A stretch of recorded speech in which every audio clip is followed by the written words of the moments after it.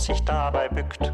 Blumen im Garten, die nur darauf warten, dass man sie beglückt, pflückt. Blumen im Garten, die nur darauf warten, dass man sie beglückt, pflückt und sich dabei bückt.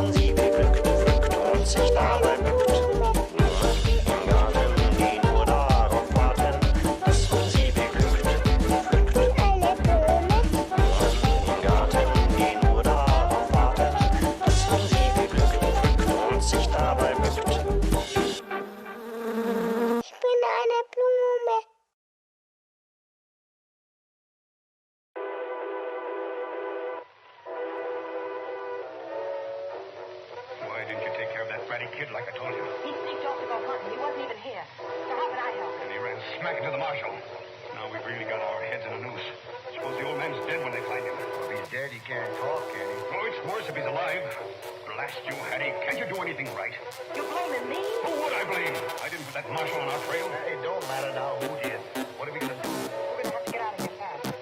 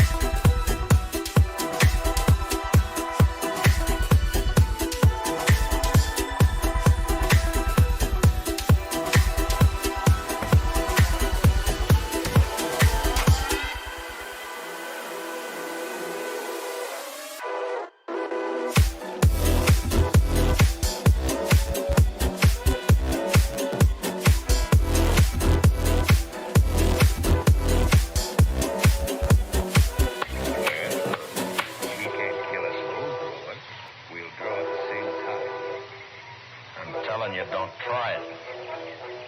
No?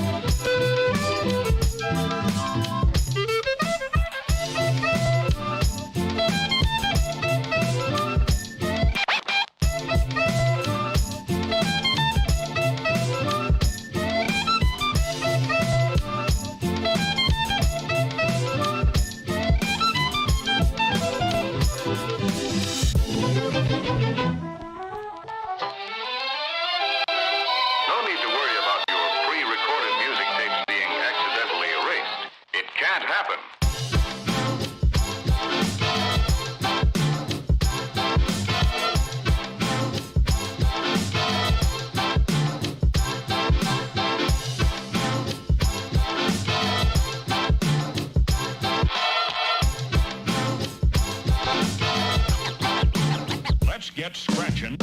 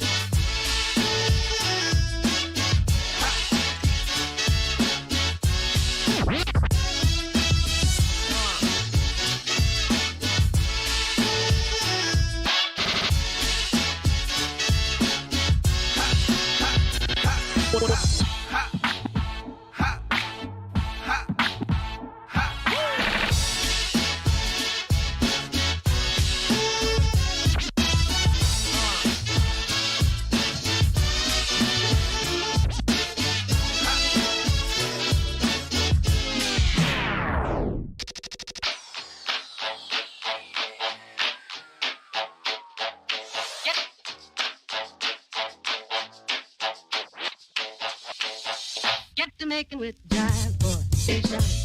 When it hits you, yes, in the air, yes, yes, you shout. When it hits you, yes, in the air, yes, yes. When it hits you, yes, in the air, yes, yes, you shout.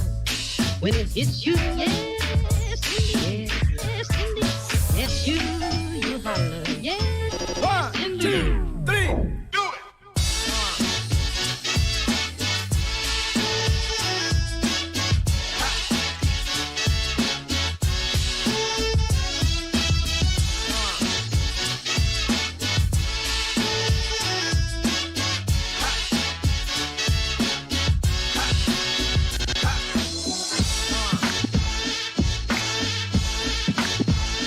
Woo!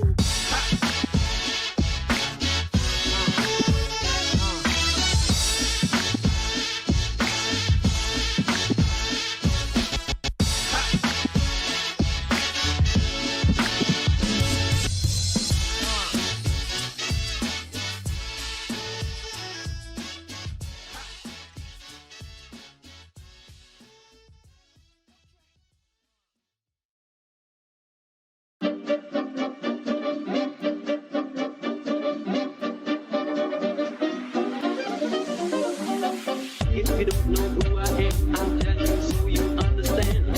If you don't know who I am, I'm a melody man. I'm the melody man. If you don't know who I am, I'll tell you so you understand. If you don't know who I am, I'm a melody man. I'm the melody man. If you don't know who I am, I'll tell you so you understand. If you don't know who I am, I'm a melody man. I'm the melody man. Sweet tune, hot tune, blue melody. One run ride on, swing 'em, so help me. One run ride on, swing 'em, so help me. One sweet tune, hot tune, blue melody. One run ride on, swing 'em, so help me. One run ride on, swing 'em, so help me.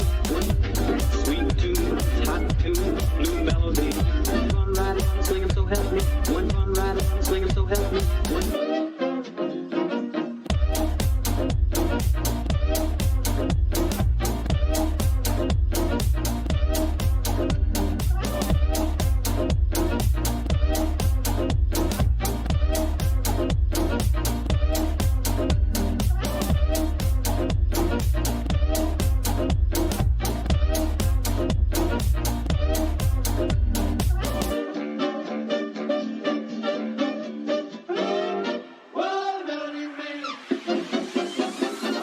if you don't know who I am, I'll tell you so you understand.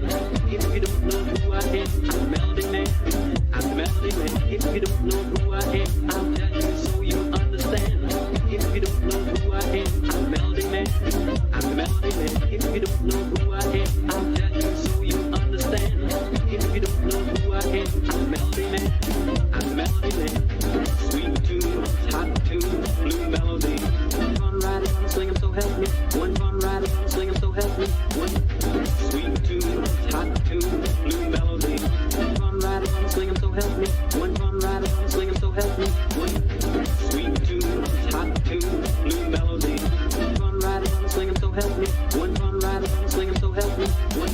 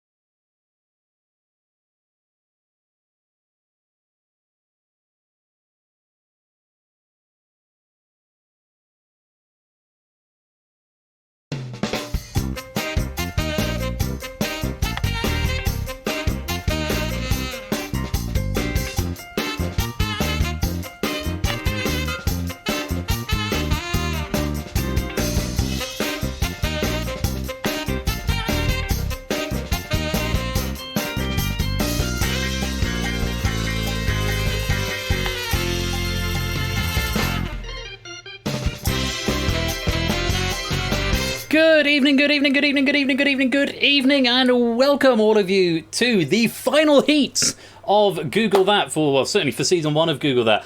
And my goodness me, it's an exciting evening we've got lined up.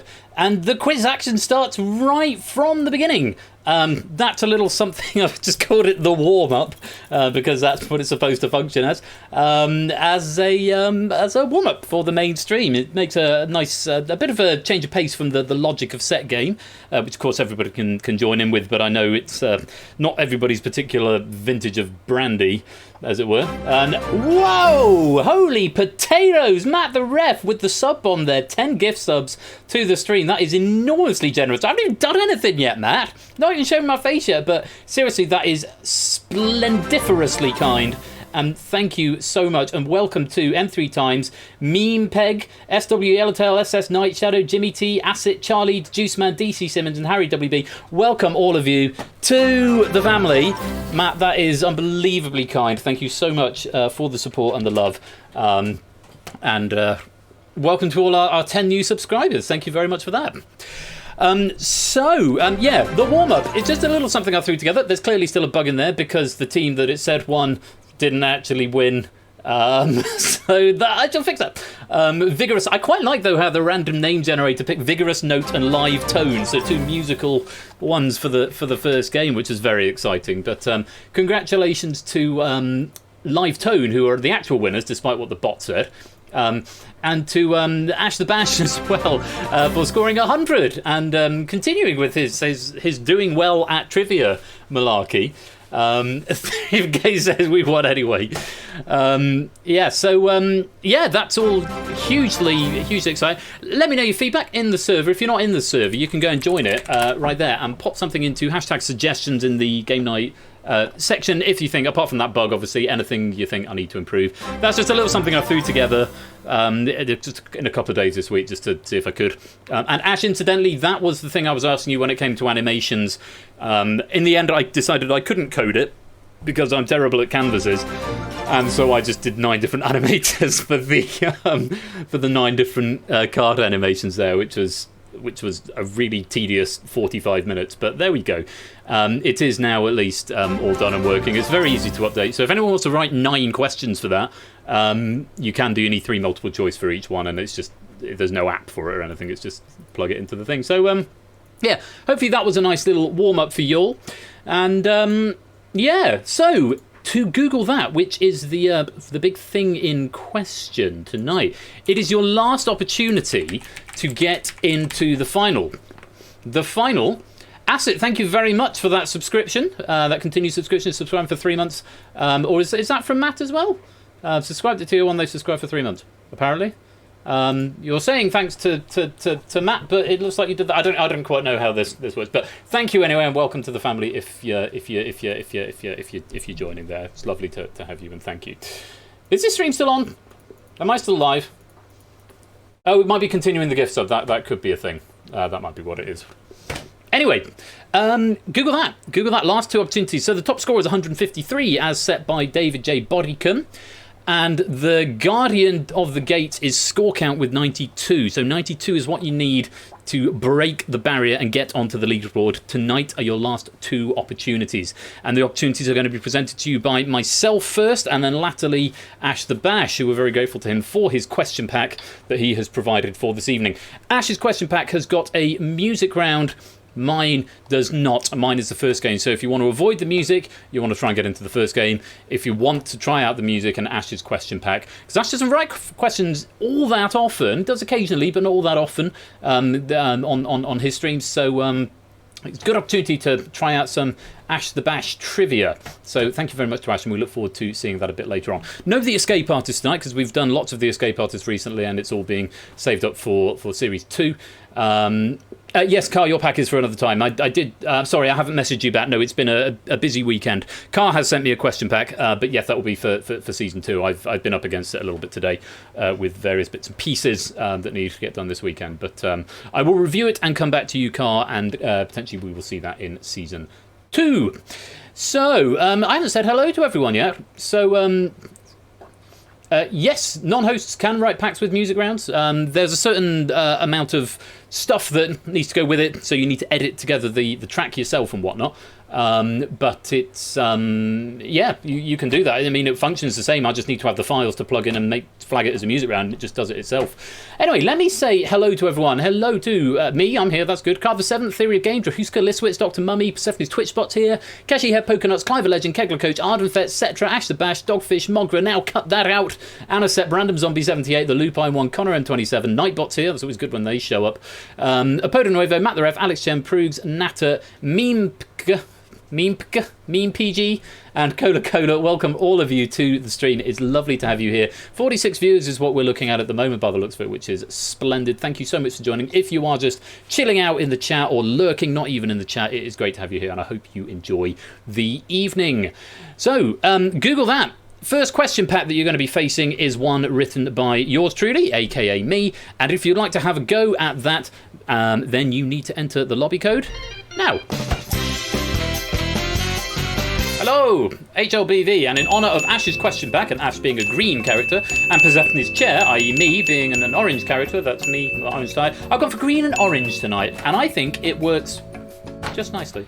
This is my question pack that you are fighting over incidentally here, just so you know. So I'm just going to take a look at the statistics, see who has played what, because of course it is the last opportunity. So we maybe want to give make sure it's nice and fair for people to come and have games. So I might just do some jiggery pokery and get some people in. I probably would ban people from coming to play.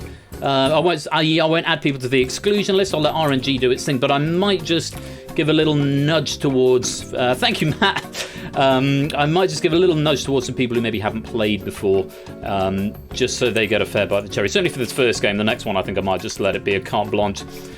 Yeah, 26. That's quite a lot. We don't normally get as many as that. Certainly in the first game. The second game normally picks up a little bit, but yeah. So, come and join the lobby if you want to play. Google that tonight, night 2. Good Google that, come and play, Google that. Non-music is game 1, yes, that's right, Pokenuts. No music round in this. Round 2 is just a standard bit on the buzzer round. Second question pack from Ash, which is later on tonight, that will be a music round. So, if you want music, stick for that. If you don't. Yes, we've got the halftime show, Matt. In fact, I might need a Patsy tonight. So that's why my Discord Canary's online and in the chat. So yes. So stay by your mic, Matt. I might need to call on you a bit later on.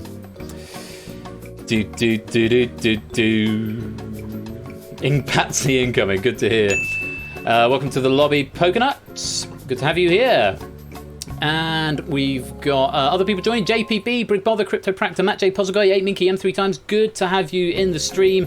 Hope you all are having a great weekend. I'm going to give this loop just a couple more times round. And then we'll... No, I didn't watch Millionaire last night. I've seen most of the clips on Twitter, it seems, or I've seen the moment on Twitter, but I thought it was quite 30-second delay. What's a 30-second delay, Pokenuts? I thought it was quite funny that, Matt, you asked to keep spoilers out of Ash's server and then proceeded to post them yourself. That was enormously amusing to me. So don't post spoilers unless it's from me. But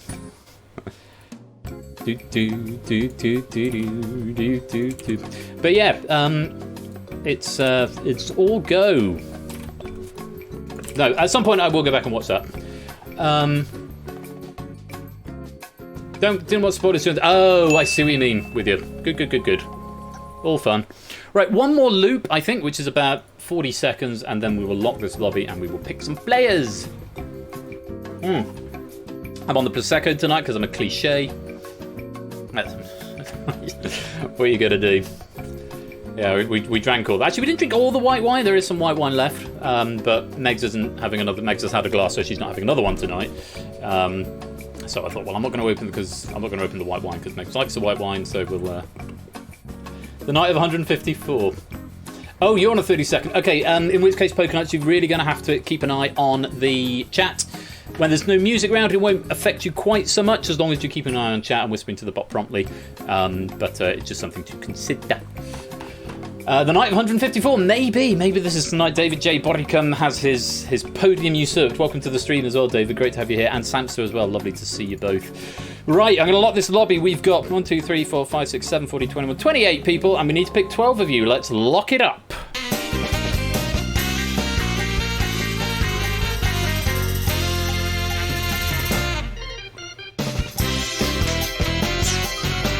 Okie dokie, let's see who the computer is going to pick to play the first game of Google That tonight. Let's populate those podiums. And round and round and round the colours and numbers go. We're starting off with the yellow over on the back row. Pokernuts, welcome to the stream. Make sure you watch the chat because chat is king. Welcome to the game. Great to have you here. Of course, there's no orange on any of these podiums, but we've got a blue one. Blue on the centre row there. Who's that? It's Random Zombie 78. Welcome to the game, Random Zombie. Good to have you here. And I know you said you didn't want to stick around for the music, so this is probably the better game for you to have with the non-music. Over to the front row on the podium in yellow. It's Matt the Ref. That goes very nicely with your card. Welcome to the game, Matt the Ref. Lovely to have you here. This could be your last opportunity, remember, to get into the final. Over onto the far right in green on the front row. It's Car the 7th. Welcome to the game, Car. Good to have you here. Car already on the leaderboard at this stage, but looking to increase his chances.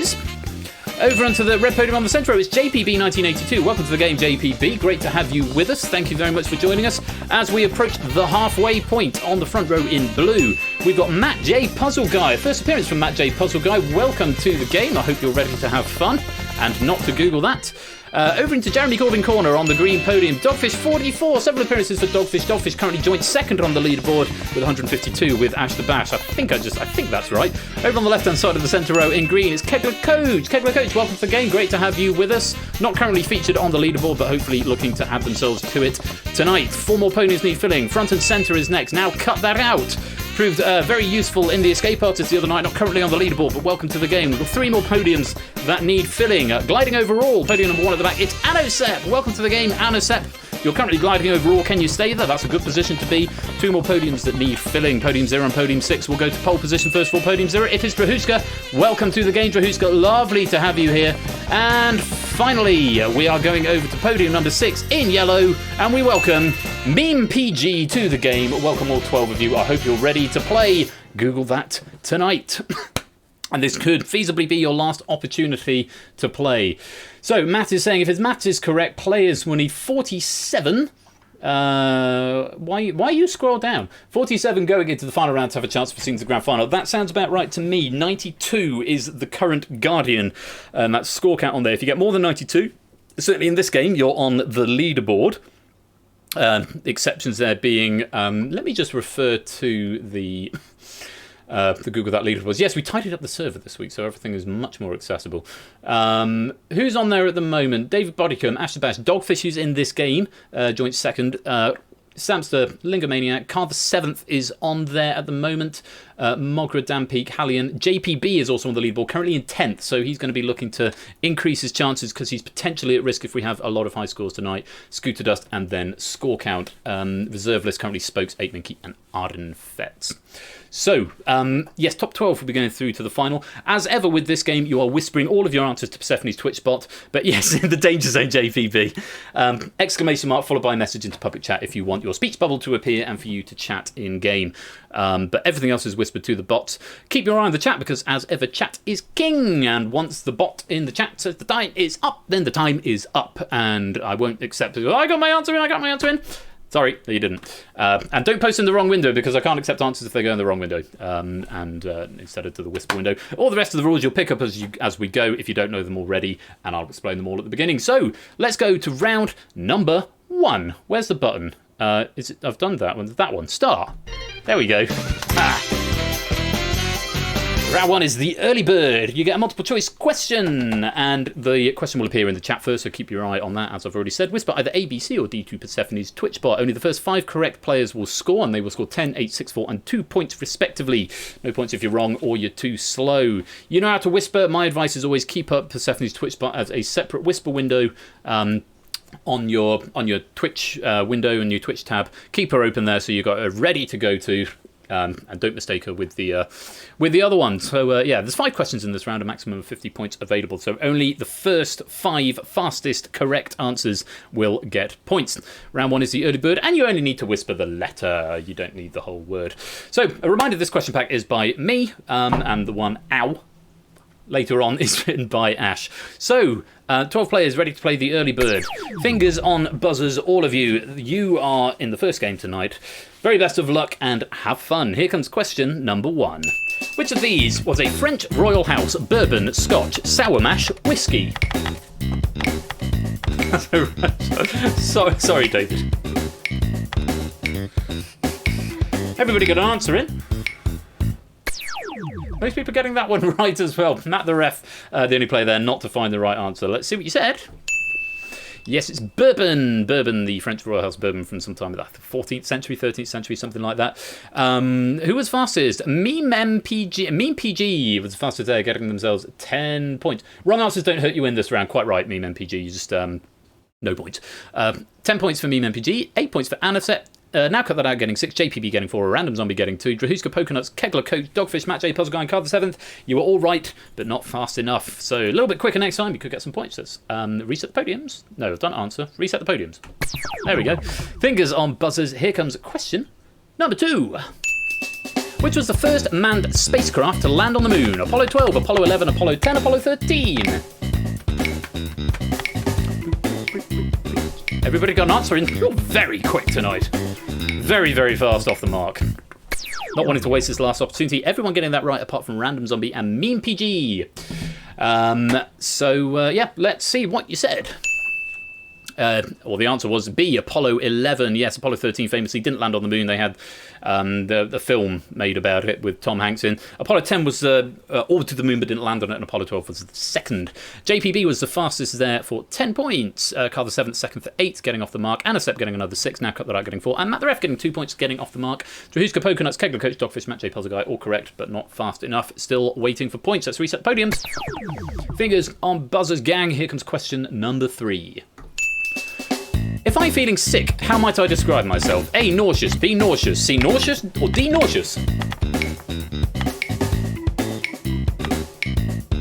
Everybody's locked an answer in on my famous spelling question. Nautical, possibly nautical. Oh, not everyone getting it right. 8 players getting it right there. 1, 2, 3, 4, 5, 7, 8. Yes. 4 players getting it wrong. Drahuska, Pokenuts, JPB, and Carl the 7th failing to find the correct answer. Nauseous, the feeling of having nausea or feeling sick. The correct answer was B, nauseous. They're all nauseous. Nauseous. Random Zombie was the fastest there for 10 points. Matt the Ref getting 8 points. Meme PG getting 6. Anasep getting 4. And Dogfish getting 2 and getting off the mark. Kegler Coach, Matt J, Puzzle Guy, now cut that out. All correct, but not fast enough. Matt J, Puzzle Guy, and Kegler Coach have been right quite a lot, but not quick enough to get points. So need to be a little bit faster on that buzzer in order to get points. Let's reset the podiums. Reminder for those, perhaps not a reminder, but just a general thing. For people who haven't played before, the game is called Google That, but Google is not allowed. The idea is the questions are very difficult to Google, but I'm sure nobody is trying to Google answers because we're just having a bit of fun. But just in case you were thinking, is Google allowed in this game because Google's in the title? It's not, just to put that issue to bed. Fingers on buzzers, gang. Here comes question number 4. Which of these composers wrote the opera Tosca? A, Wagner, B, Rossini, C, Puccini, D, Verdi?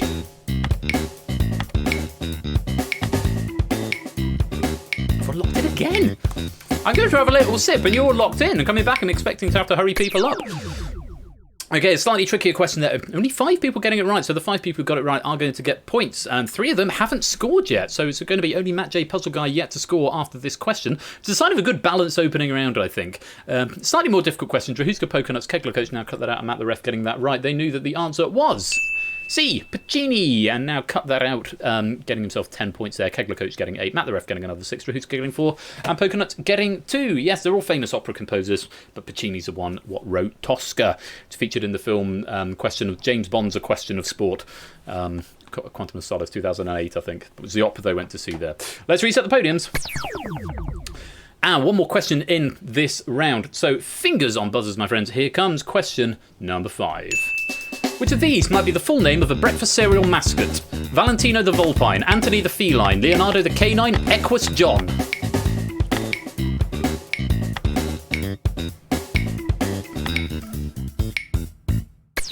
bit of a curveball in for question number 5. That, much as I'd love to see Equus John as Horsey Jonathan.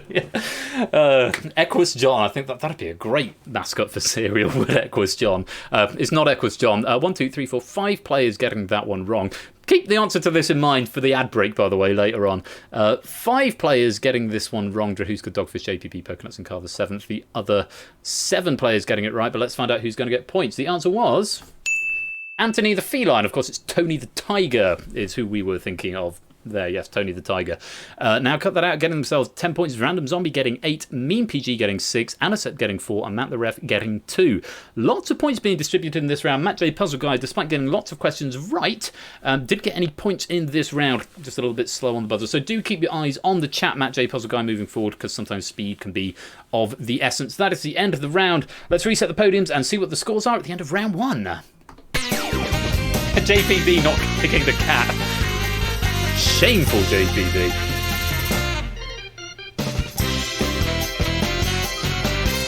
It was the cat.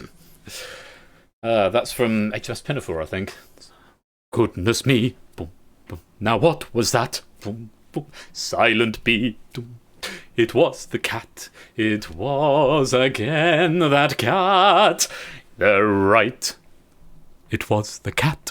Sorry, I love HMS Pinafore. Such a great show. At the end of round 1, now cut that out, is in pole position with 30 points. Anisep and MePG are joint second with 22, with Anisep gliding overall by dint of the randomness of how the sort algorithm works. Random Zombie is on 20, Matt the Ref on 18, JPB on 14, Kegler Coach on 8, Card the 7th on 8, Drahuska on 4, Poconuts and Dogfish both on 2, and Matt J Puzzle Guy yet to score, but still plenty of points available. Fairly well distributed, balanced round 1. Now cut that out, it's got a slight advantage, but all of that could change. Let's move on to round 2.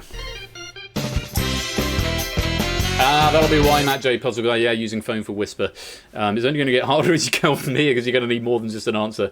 There is a disclaimer at the beginning that mobile's not recommended, but hey ho, you can't have everything. If you get a chance to get to a desktop PC in the next half an hour or so, Matt J Puzzle Guy, that would probably help you a lot. Round 2 is bid on the buzzer. You're going to be given a category, for example, history. Now, when prompted, you need to whisper a bid from 1 to 10 to the bot. Now, this bid is the number of points that you are risking on this question.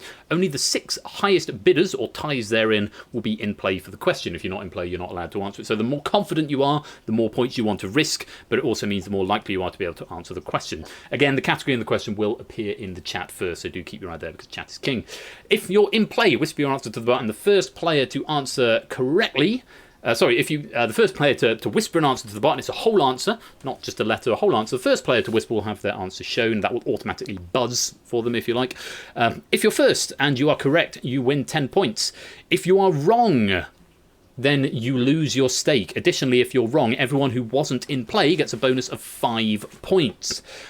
If nobody chooses to buzz and attempt the question, then you all lose your stake, although no bonus points are given if you if no one answers. There's not bonus points given to the out-of-play players, but you do all lose your stake. So lots of things to think about. Additionally, I've already said that there's 5 questions in the round, maximum 50 points available. As usual, keep your eye on the chat, because chat is king, and that is going to dictate when the question is live. So it's a bid before every question on this from 1 to 10. If you don't bid, or you bid more than 10 or less than 1, if you bid more than 10 or less than 1, then it won't be processed, and if you don't get another bid in, then you will automatically be assigned a bid of 1, and therefore be very unlikely to be eligible for the question, which can be a valid strategy, and we have seen played to great effect. So, bidding before every question from 1 to 10, that's the points you're risking, and yes, you can go negative before you ask if you haven't already. It's bid on the buzzer. Here is category, and Davis activate. Here is category number 1. Television.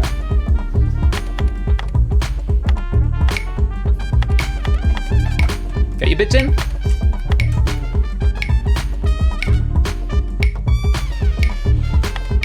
Matt J Puzzle Guy not getting a bid in time. Poconuts at the 11th hour, managing to get a bid of 10, guarantees him access to this question. Random Zombie, Matt the Ref, JPB all voting 6. Now cut that out, and Carl the 7th all both bidding 4. Everyone else was on a low bid. So only you 6 players will be able to buzz in and answer the question. All you need to do to buzz is whisper the answer that you think the answer is to Persephone's Twitch bot. Make sure it's a whisper, not in public chat, because it won't be processed if it's in there.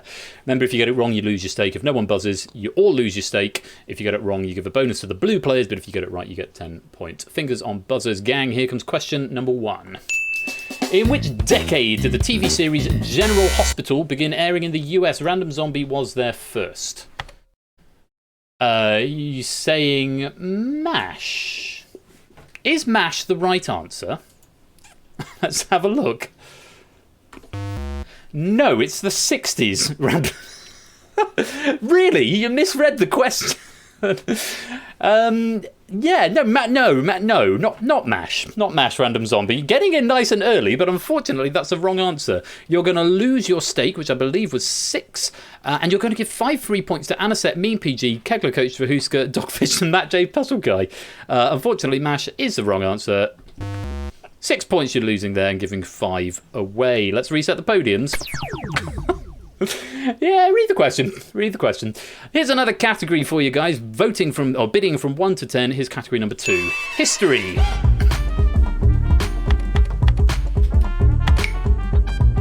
Get your bids in. Get your bids in. Bid for the question. To bid for the question. No, you can't bid 0 Dogfish, but you can bid 1, which, unless everyone votes 1, which has happened, is not going to give you much opportunity to answer the question. Pokenuts again bidding 10, as is Random Zombie, guaranteeing them access to the question.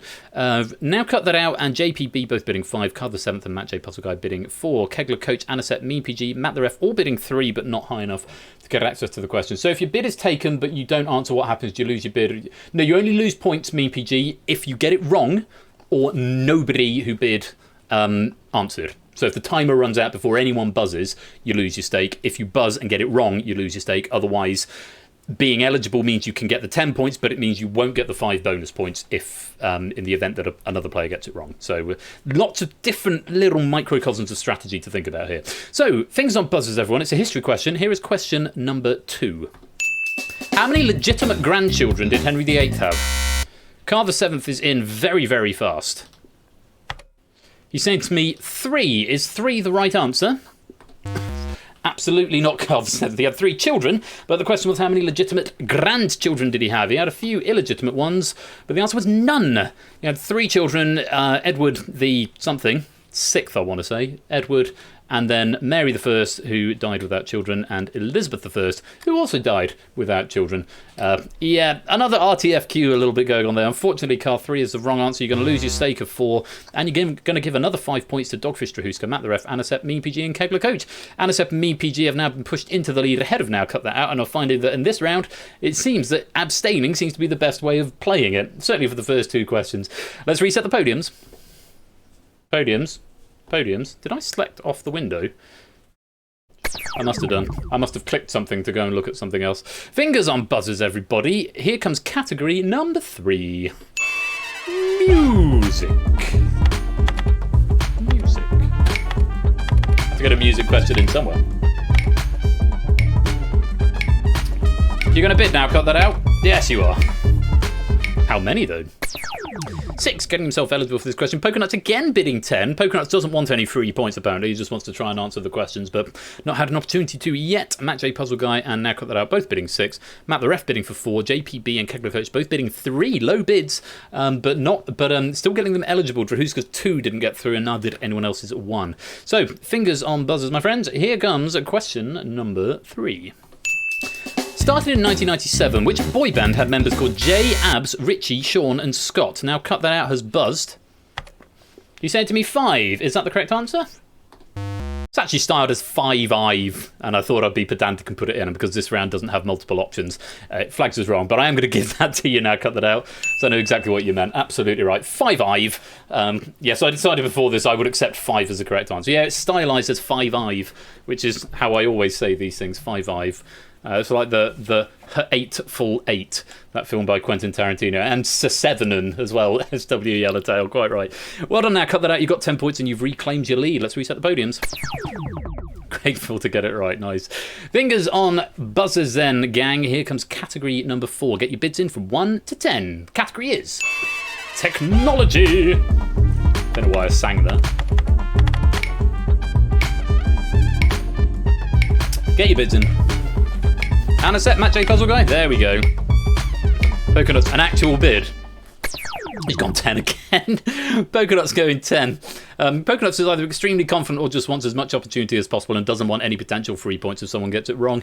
Anisette, Matt J, Puzzle Go both bidding 7. Mean PG, Matt the Ref and Dogfish all bidding 6 on this question on technology. So I'm not going to say anything about this question ahead of time because I know what the question is. I'm not going to give any clues away. And even just saying that might be the clue that you might need for this question. But I'll tell you more about it later on. JPB and Carl both bidding 4, not getting enough. Kegler Coach now cut that out 3. Random Zombie 2, Drahuska 1, not getting eligible for this question, but use 6R. Fingers on buzzers. Here's question number 4 on technology. What incredibly useful thing was invented by an English computer scientist in 1989 and released to the general public in August 1991? Mean PG is in. Saying to me, mouse. Is mouse the correct answer? No. Good punt, good thing to think about, but no, it wasn't the mouse. It was the World Wide Web. It was the Tim Berners-Lee. And the thing I was trying to intimate at just there before the question was that I wasn't going to accept the internet.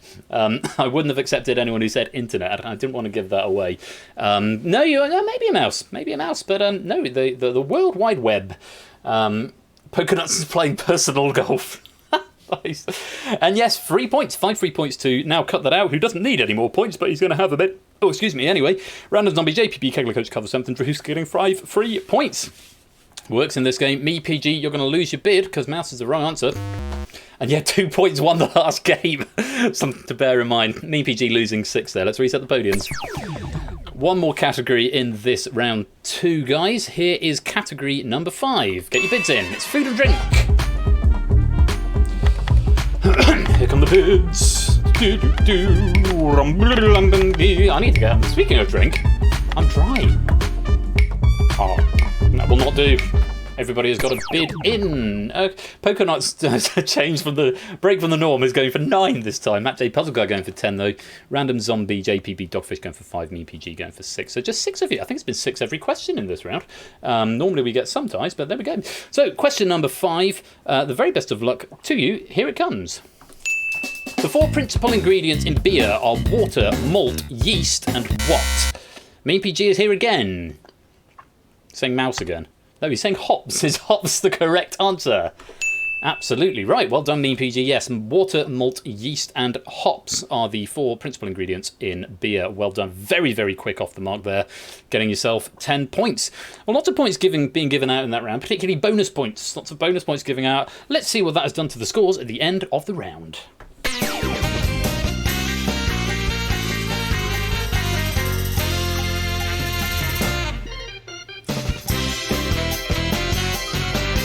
Well, after managing to get 10 points, now cut that, and a few bonus points, now cut that, has managed to retain pole position with 45. Mean PG is now gliding overall with 36. Anna Sepp is in 3rd with 32. Matt the Ref and Kegler Coach both have 23. Random Zombie and JPB and Drahuska all have 19. Dogfish has got 12. Kara's got 9. Matt has got 5. And Polkanuts has got 2. So, much to play for. We're not quite at the midpoint yet. So, fingers on buzzers. 2 alcohol questions tonight at teetotal. Not much. I don't think there's a specialist round on alcohol, Matt, though I might be wrong. I don't think there is. Let's go on to round number 3. It's taboo.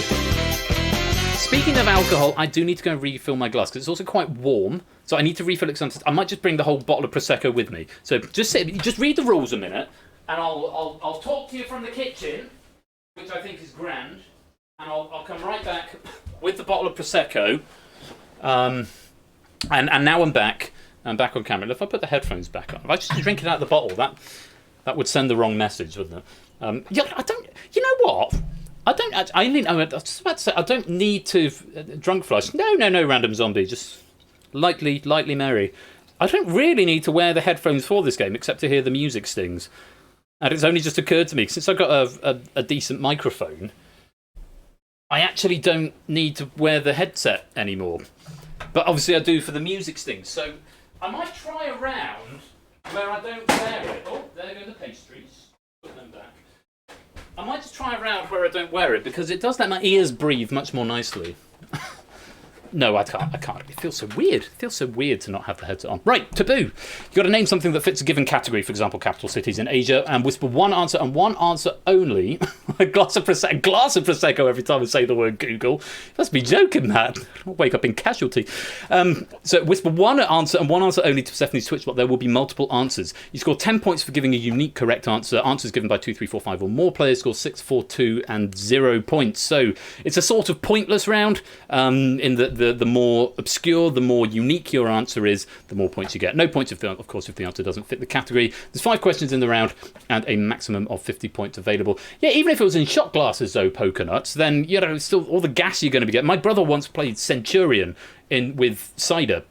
It's a game where you have one shot every minute for 100 minutes. You just do it with cider or lager or something.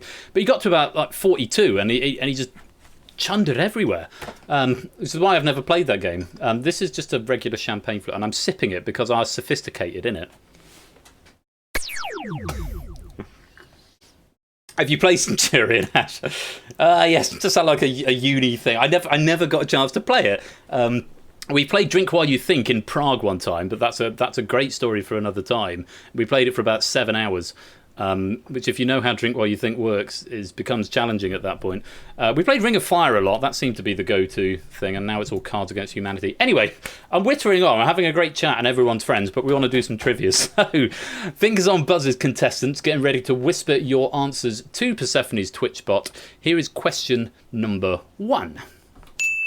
Name a track from the original 1981 UK edition of Queen's Greatest Hits Volume... This should be Volume 1. Queen's Greatest Hits Volume 1.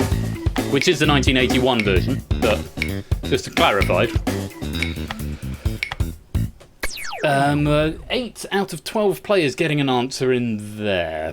I can't believe I missed volume. It's because I changed it to the 1981 UK edition to make it really, really clear. But they have 3 volumes of Greatest Hits, and this is Volume 1 specifically.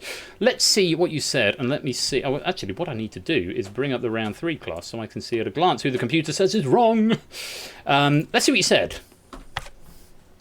Bohemian Rhapsody, Dancing Queen, that's ABBA, Matt. Killer Queen, We Will Rock You, Radio Gaga, Fat Bottom Girls, Radio Gaga, and No Idea. So the computer is telling me at a glance 0, 2, 3, 6, 7, 9, 10, and 11 are wrong. So 0 didn't get an answer in, 2 didn't get an answer in, 3, yeah, that's by ABBA, not Queen. 6, Radio Gaga's a wrong answer. That was Greatest Hits Volume 2. Wasn't on the original 1981 Greatest Hits album, I'm afraid, JPB. I think it's the first track on Greatest Hits Volume 2, but is not on Greatest Hits Volume 1 of the 1981 originally, unfortunately. 7 didn't get an answer in. 9, same issue there, Car. Yeah, Radio Gaga, not on Greatest Hits, not Volume 1. 10 didn't get an answer, and 11. No Idea is wrong. So unfortunately, you guys, you are going to get no points. I'm so sorry. So, answers that have been proffered. Bohemian Rhapsody, Killer Queen, We Will Rock You, and Fat Bottom Girls are all correct and all unique.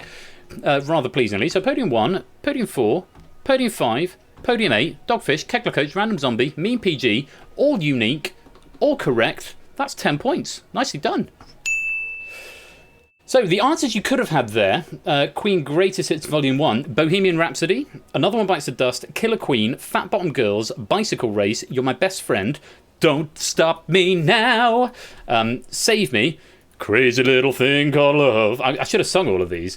I'm not going to do that. Now I'm Here, That Good Old-Fashioned Lover Boy, Good Old-Fashioned Lover Boy, Play the Game, Flash, Oh, He Saved Every One of Us. Great song. 7 Seas Are Right, that one. We will rock you. Gordon's alive. Yeah, Don't Stop Me Now is a belter. I always play that in the last half an hour if I'm ever DJ, Matt. Great song. And We Are the Champions was the last track on the album. So those are the options you could have had. Well done to you guys who got 10 points. Let's reset the podiums. Fingers on buzzers. Hopefully, if that's the only typo of the night, then that's pretty good going. Fingers on buzzers, gang. Here comes question number 2. Name a celebrity who has appeared on 20 or more episodes of QI.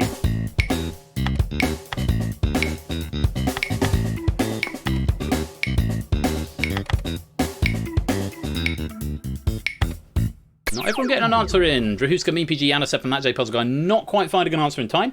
Let's see what everybody else said, though. Alan Davis, Stephen Fry, The Beast, Alan Davis, Ashling B, Stephen Fry, Rich Hall, Alan Davis. So the computer's telling me 1, 2, 4, 6, 7, and 10 are wrong. 1 and 2 didn't get an answer, and the beast is the chase rather than QI. Aisling B, JPB, I feel so gutted for you because I changed this question at the 11th hour to have the options more limited. Originally it was 15 or more, and Aisling B would have qualified. I think she's been on 19, 18 or 19 or something. As of the last count. So, but unfortunately, Ashton B is not a right answer. You were about 2 out. 7 was wrong and 10 didn't get an answer. I'm sorry, JPP. But unfortunately, if I've just said your name, I'm afraid that is no points. Now, correct answers that have been given: Alan Davis, Stephen Fry, Alan Davis, Stephen Fry, Rich Hall, and Alan Davis. So, Alan Davis, first of all, podium 0, podium 5, and podium 11 shared 3 ways. That is going to be 4 points. Nicely done. Stephen Fry shared 2 ways. Podium 3, podium 8 shared 2 ways. That is going to be 6 points. And Rich Hall is a correct unique answer. Nicely done there, Carr. That is 10 points. So, yeah, QI alarm for Alan Davis. Options you could have had: Alan Davis, this is in order of most appearances to fewest appearances. Alan Davis, Stephen Fry, Sandy Togsvig, obviously, because she's now a host. Phil Jupitus is the guest with the most recurring appearances. Then Bill Bailey, Ginny Carr, Joe Brand, David Mitchell, Sean Locke, Rich Hall, only just on the list, about 23, I think, and Ross Noble, apparently. Everyone else has had fewer than 20 appearances. Good question, good points going out. Carr getting himself 10 points. Let's reset the podiums. Oh, these scores are tightening up. They're tightening. Fingers on buzzers, everybody. Here comes question number 3. Name a Spider-Man villain who appears in the Sam Raimi Spider-Man trilogy. I will accept either villain name or actual name, but they will count as the same thing.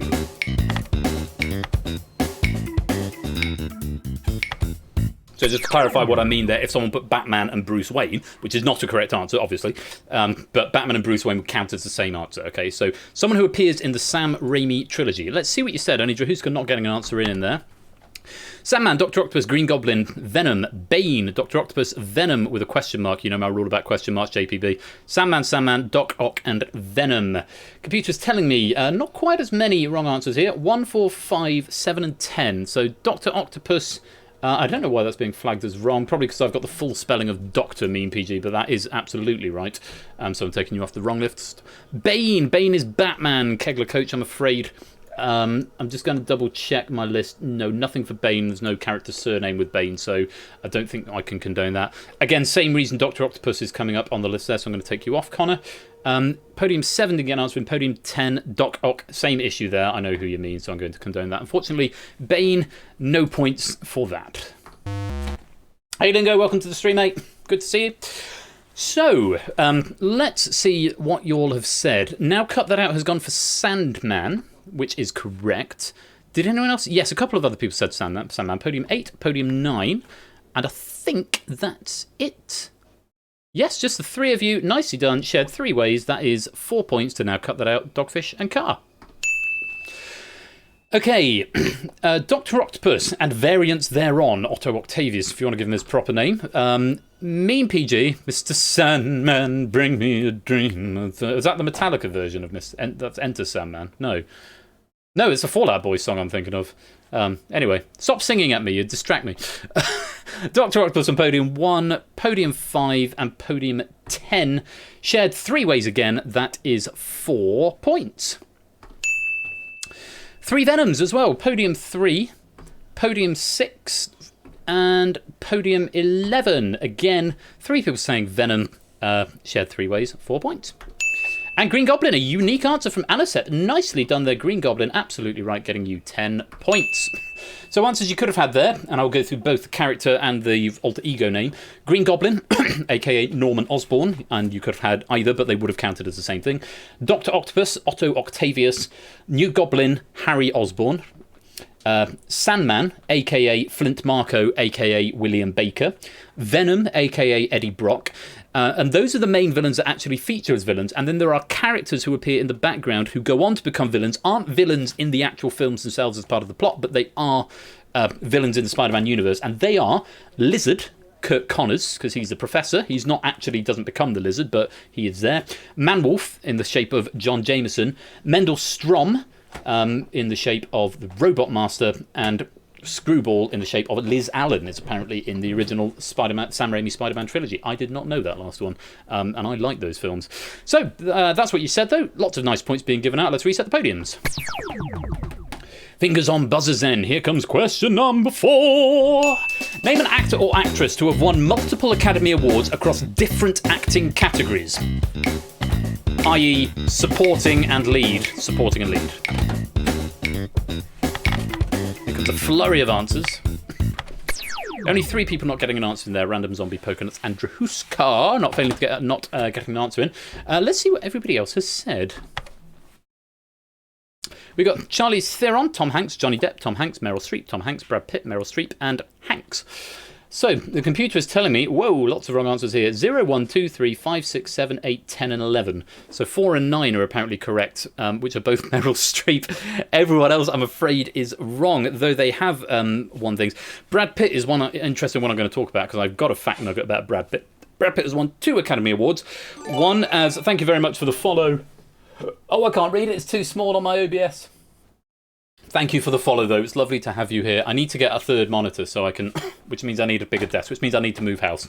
One thing at a time. Brad Pitt has won 2 Academy Awards. One for Best Supporting Actor in Once Upon a Time in Hollywood, and he won as a producer as part of winning Best Picture for 12 Years a Slave. And I only know that because I watched 12 Years a Slave this week for the 2nd time end to end, and I think it might be, I say favourite is such a weird word to use with that film because it's not a film one particularly enjoys, but it is just stupendous filmmaking and such a powerful story. So yes, he has won 2 Oscars, but they weren't both in acting categories. Dogfish is what I'm getting to there. Unfortunately, Tom Hanks, as far as I know, has never won for Best Supporting Actor, so that wouldn't count either. Likewise, Johnny Depp. I don't know if Johnny Depp has ever won an Oscar, or has he? Maybe he's won Best Actor. Either way, unfortunately, no points for you guys. 2 people saying Meryl Streep, though, who has won Best Actress and Best Supporting Actress. Shared 2 ways. Kegler Coach and Carl the 7th. Nicely done. You're going to get 6 points each. Thank you, Samson. Nominated for supporting, but never actually won it. So, answers you could have had there, and there were 13 of them. Meryl Streep, Jack Nicholson, Ingrid Bergman, Jack Lemmon, Denzel Washington, Cate Blanchett, Robert De Niro, Jessica Lange, Maggie Smith, Gene Hackman, Renee Zellweger, Helen Hayes, and Kevin Spacey, who I believe won Best Actor for American Beauty and won Best Supporting Actor for The Usual Suspects, but I might be wrong, and I think there's going to be a fight. Let's reset the podiums. One more question in this taboo round, and the scores are absolutely fascinating. Fingers on buzzers. Here comes question number 5. Name one of Lord Voldemort's Horcruxes, and spoilers if you've not had a chance to read/watch Harry Potter in the last 10 years.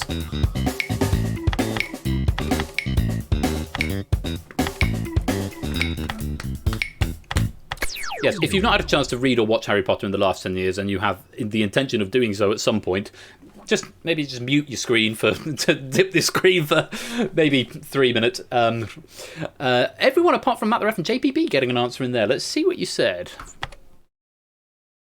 So we got Deathly Hallows, Nagini. It's Nagini, but I think I will accept that mean PG.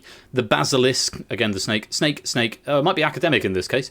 Diadem, Harry Potter, no, himself. This is very interesting. Computer's telling me 0, 1, 2, 3, 6, 10, and 11 are wrong. I've said that Nagini I'm going to accept because I know what you're trying to say, even though there's a typo. 2, no, actually, I'm not going to accept the Basilisk. Anicep, because the basilisk is something different. It's a snake that we're talking about, and I would have accepted snake. Yes, thank you, Random Zombie. I've just remembered that. The basilisk and the snake are not the same thing.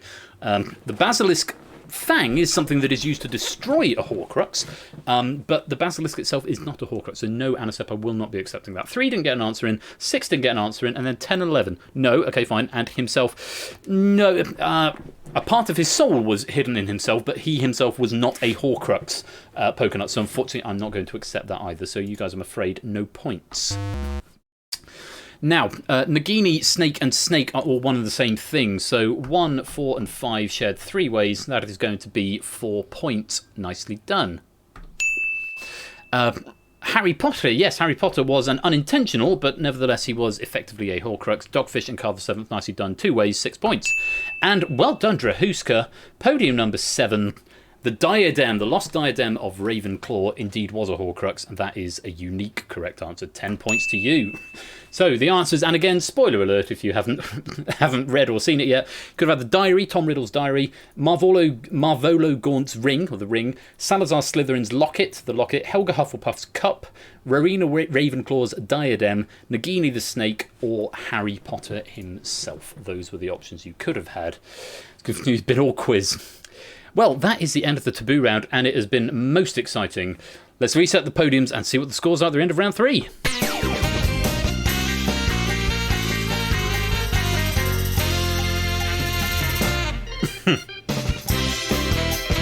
Yeah, wrong Power Series, Random Zombie. These scores are like a yo-yo. I love the swings in this game. Mean PG is now in pole position. Now, cut that out, is gliding overall with 53. Mean PG on 54, just a point in it. Kegler Coach in third with 43. Anisette just a point behind on 42. Random Zombie just a point behind that on 41.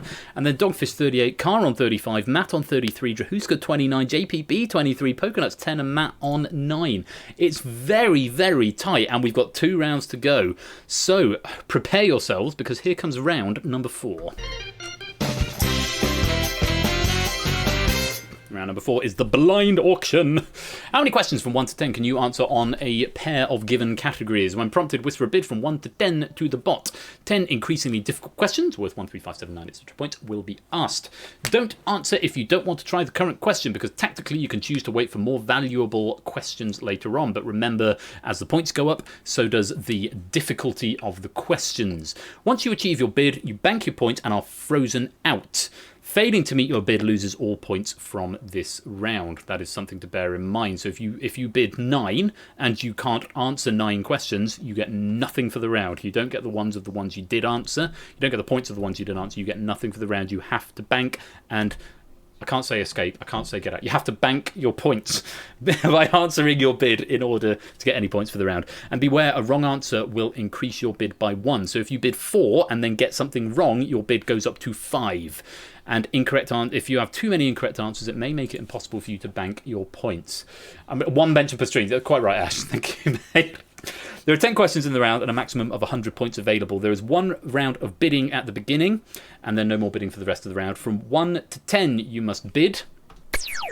If you bid less than 1 or more than 10, then it won't be processed. And if you don't get another one in, or if you don't submit anything at all, then you will be automatically assigned a bid of 1. Remember, you can artificially inflate your bid after the fact by throwing questions and getting them wrong, though it is a risky strategy if you've already got quite a high bid. So think carefully. How many questions can you answer on the categories for round 4, which this week in this first game is Games and Thrones. 1 to 10.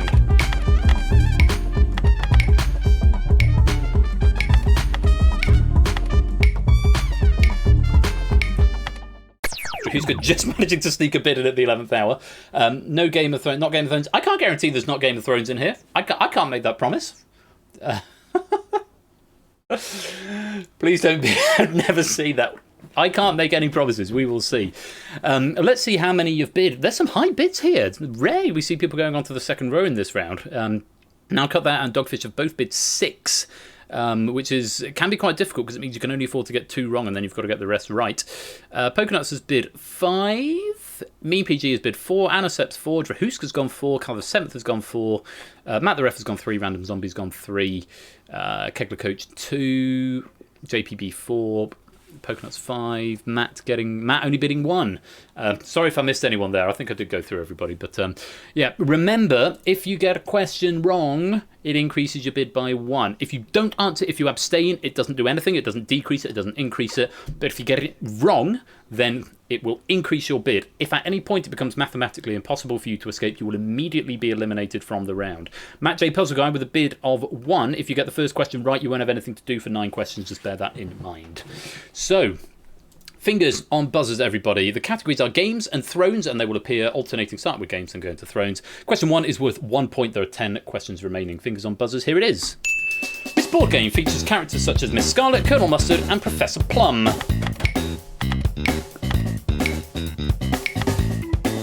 If you're answering this one, I will say I have got the English spelling of it, but I will accept either. It just means I might have to condone it.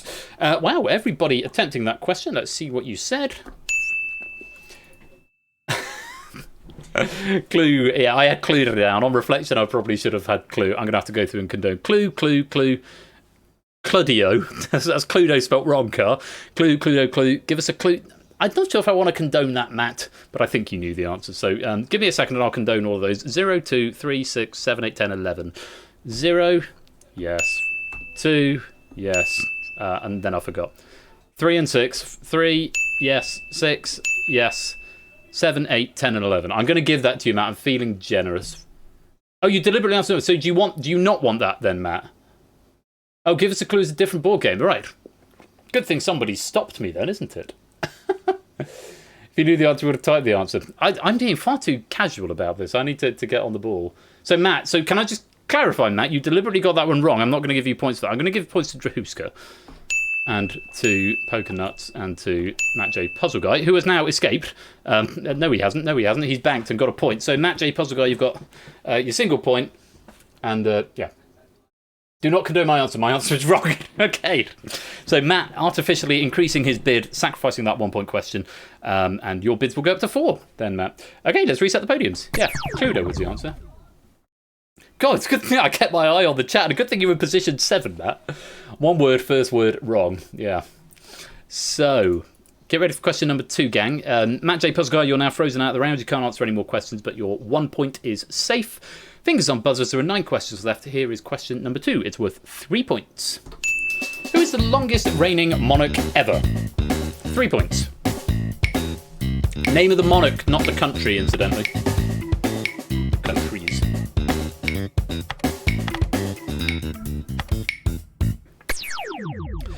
One, two, three, four, five, six, 7 people attempting this one. Let's see what they said. It's Elizabeth II. Poker Nuts and Matt, I will condone those because you said score count. Kegler Coach saying score count. Score count is not the longest reigning monarch ever. It's not Queen Victoria either, would you believe? She got 60 and a bit.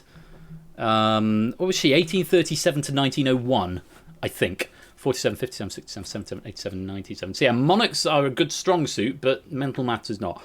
So she was 64. Elizabeth II is currently on 65. So Queen Elizabeth II is the right answer. It's not Louis XIV, no. King or Queen. You judge, score. You judge. In the meantime, Matt, this one I am going to condone. Queen Elizabeth II of England is the correct answer.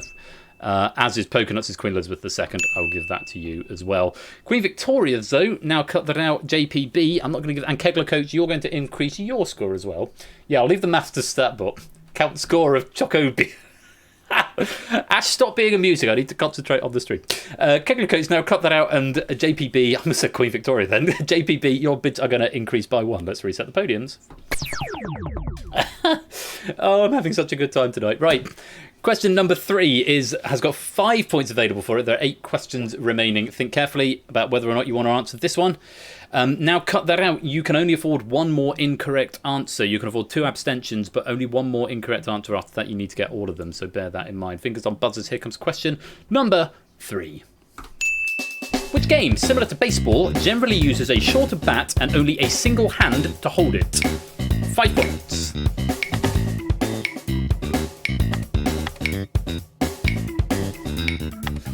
Matt's not going to miss the opportunity to have a go at the one sport question that appears in the whole game.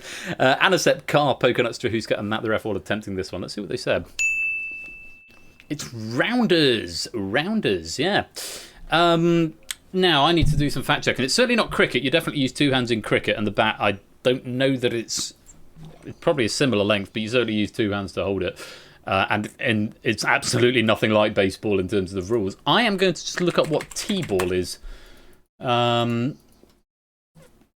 sport based on and simplifying baseball and softball, meant for kids. It looks like in all the pictures I'm looking at here, Poker Nuts, it looks like T-ball uses 2 hands.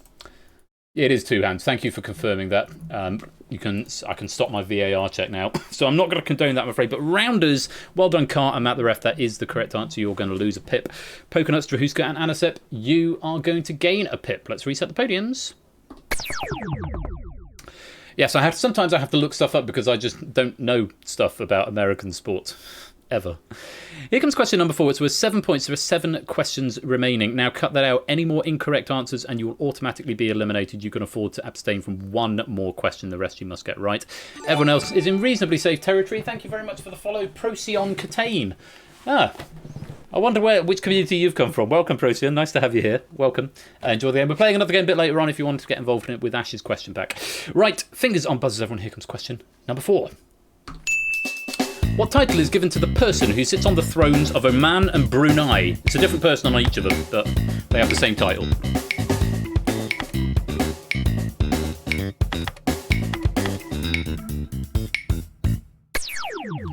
Random Zombie will not answer. I've just spilled Prosecco all over my stream deck. I feel like a right twat now. Random Zombie is in you're refusing to answer, or is in the thing won't answer for you? Because I always worry that it's bug related. Let me put that there because I've spilt stuff. Right, 1, 2, 3. It refuses to accept it.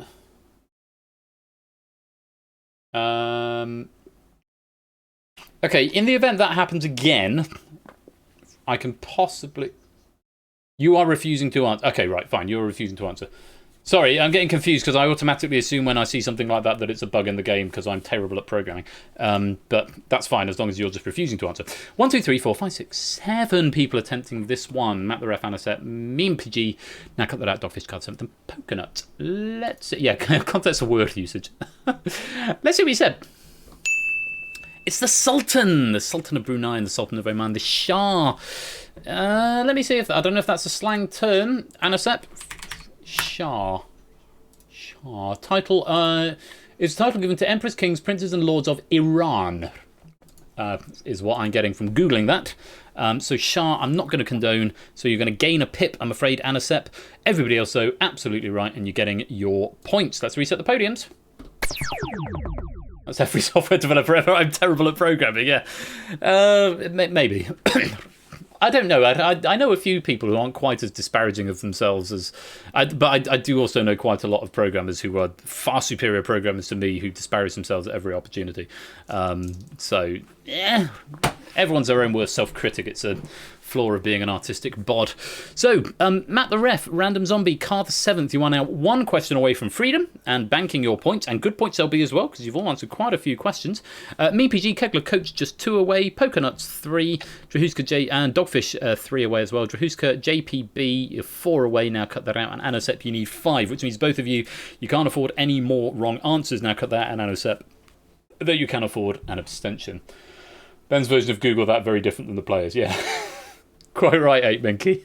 Everything is about to break at any minute if I just press the wrong button, even though I've got so much protection on pressing the wrong button. So if I press the reset button now, it won't do anything. But I'm not going to test it just in case it's decided to change itself in the night or something. Anyway, question number 5 is worth 9 points. There are 6 questions remaining. Fingers on buzzers. Here it is. Tony Shalhoub, Ron Perlman, Liam Neeson, and Jim Cummings have all appeared as voice actors in which Bethesda game series? Steps in. And now cut that out. The 2 players with the most work to do, both having a go at this. Did they get the right answer? Let's have a look. Yes, it's Fallout. Tony Shalhoub appeared in the first game. Ron Perlman's appeared in quite a few of them as narrator, I believe. Liam Neeson was in the 3rd game, and Jim Cummings appeared in the 4th game. Fallout was the right answer. Nicely done. You've lost yourselves a pip. Let's reset your podiums. Yeah, I mean, there were 2 options. It was either Fallout or Elder Scrolls, I think, wasn't it? And Elder Scrolls is Patrick Stewart. And who's the dude from Shutter Island and the other film, The Exorcist? What's his bloody name? The tall guy. Who's in... Patrick Stewart was in Oblivion, and then... what's his bloody name? He's in The Exorcist. The lead in The Exorcist. The Power of Christ Compels You guy from The Exorcist. No, not Christopher Lee. That's the vampire film, Dracula. He died recently. That's going to really annoy me. That is. It'll pop into Max von Sydow. Thank you very much. Now cut that out. Max von Sydow is the thing I'm after. Oh yeah, I wasn't going to Google it. Someone would put anything else. Max von Sydow. Yeah, he was in Skyrim. So Dracula is awesome. I directed a play version of Dracula when I was teaching high school. It was really good fun. Right, let's have a look at what's going on. Nobody, apart from Matt J. Puzzle Guy, has banked yet, but Carl 7th, Random Zombie, Matt the Ref, still just 1 away. Kegler Coach and Mean PG, 2 away. Now cut that out. Anna Sepp, 4 away, as is JPB and Drahuska, Poconuts and Dogfish, 3 away.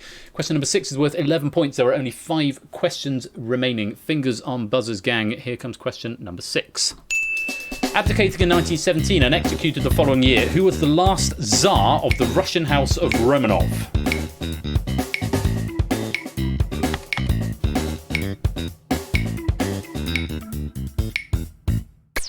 Just Dogfish and Mean PG having a go at this. Let's see what they said.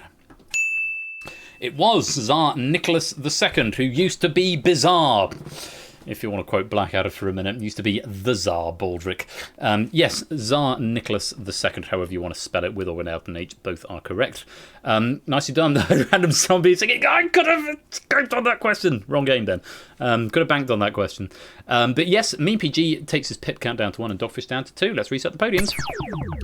So Mean PG, Random Zombie, Matt the Ref, Carl the 7th, uses 1 question away. At any question out of the next 4 will see you good. Don't leave it too long, because of course if you don't, stop saying escape, if you don't bank, you don't get any points for the round. Kegler Coach, Dogfish, both now on to 2. At this point, now cut that out. Anasep, Drahuska, JPB, you must answer all 4 of the remaining questions correctly in order to bank your points. Pokernuts, you can abstain on 1, but you can't afford to get any wrong. Getting to the business end of things. Get ready for question number 7. It is worth 13 points. I might give us a clue answer now. Condone, please. Any of the next format is all good. Fingers on buzzers, gang, as long as you don't get any wrong. Here comes question number 7. In poker, what name is given to the best possible hand in a given situation? In a given situation. In a given situation. I'd say that enough times. 1, 2, 3, 4, 5 players answering it. I'm wondering how many people have put my name down and are hoping that they're going to bank on that God of War in a given situation. So now cut that out, Andrew Huska, without proffering an answer to that question. It means it is now impossible. And Anasep, it's now impossible for you 3 to escape, so unfortunately you get no points for the round. Let's see what the 5 who did play it, though. Let's see what they said.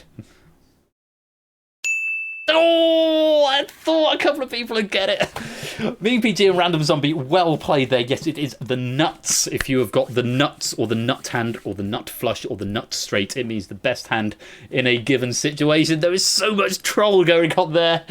3 people saying royal flush. JPB, that does mean it is now impossible for you to escape poker nuts. You will increase a pip. I'm sorry. I'm so sorry, JPB. Sorry, not sorry. Poker nuts. Someone with poker in his name gets the question on the nuts wrong. Oh, there is so much meta here. The royal flush has caught out the guy with poker in his name. You know, sorry. On a poker question. Oh, that is so much meta. I'm sorry. I'm sorry, not sorry. Poker nuts, it is now impossible for you to bank your points. Matt the Ref, it is still possible, but there are 3 questions left. You've got to get 2 out of 3 of them. Let's reset the podiums. Oh, that's sea of red, but there are 3 people escaping with points. Stop saying escape, Ben. Playing the wrong game. Mean PG has gotten... No, that's the wrong game as well.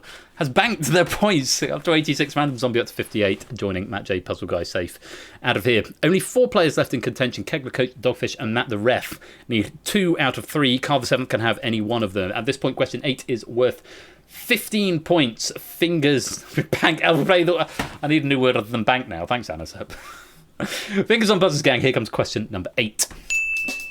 What is the name of the eponymous throne, as well as the title of the final episode of Game of Thrones? It's a 15-pointer.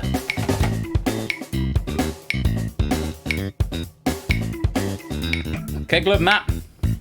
They don't know it. They don't want to risk it at this point because, of course, they know a wrong answer will immediately eliminate them from the game. So they're going to sit this one out. There it is. There had to be one. The obligatory Game of Thrones question.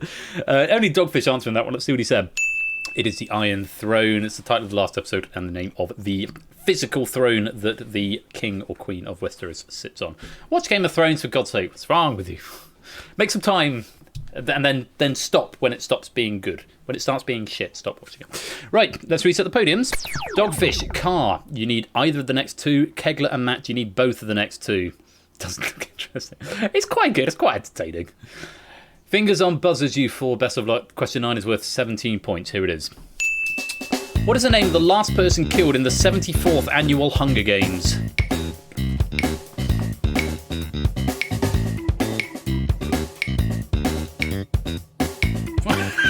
Random something. I'm not even no one attempting that question. That is a tricky question. It is a tricky question, but it was games, and I wanted to do a different sort of game. So I did video games, I did board games, I did card games, I did literature games, and another sort of game that I now can't remember. Anyway, no one attempted that. Chat, anybody? Yeah, there's certainly 2 people out. Kegler and Matt are going to be out. Chat, anybody want to have a punt at this? You were washing your hair that year. It was 2013, I think, Samster. A couple of people saying Peter, Katniss. Dogfish. Wasn't sure which film it was, presumably Cato. Yes, absolutely. The answer was Cato. It was 74th Annual Hunger Games. It was the first one, with the 75th being a special anniversary and Catching Fire. I've only read the first book and I've seen the first film and a half. It was Cato. It wasn't Katniss. The last person killed in the 74th Annual Hunger Games was Cato. Had a cat, but not Katniss. Katniss Everdeen, played by Jennifer Lawrence in the films. Matt and Kegler, unfortunately, it's now mathematically impossible for you to escape, so you get no points for the round. Matt, seriously regretting is not a clue question now. Dogfish and Carl the 7th, there is one question left. If you get it right, you're going to bank an awful lot of points. If not, well, it's going to be a very interesting final. Fingers on buzzers, my friends. Here comes question number 10. What name is given to the sovereign entity of international law that governs the Vatican City? A name which partially derives from the word for seat or throne. Dogfish has given an answer. Is Carr going to give an answer? He is. Took him a little while to get there. Let's see what they've said. Wow, look at this. Yes, it is the Holy See. Well done to both of you. I'm going to condone both of those. 5 and 6. 5, tick. 6, tick. Dogfish managing to bank out, not to be confused with the holy smell, of course. Dogfish banking out 56 points, Carr banking out 32. And at the end of that round, 5 out of 12 players have managed to get some points. You think it would be the holy seat, and for a long time I thought it was the holy seat. 56 out of 100 points, that is very, very good indeed, Dogfish.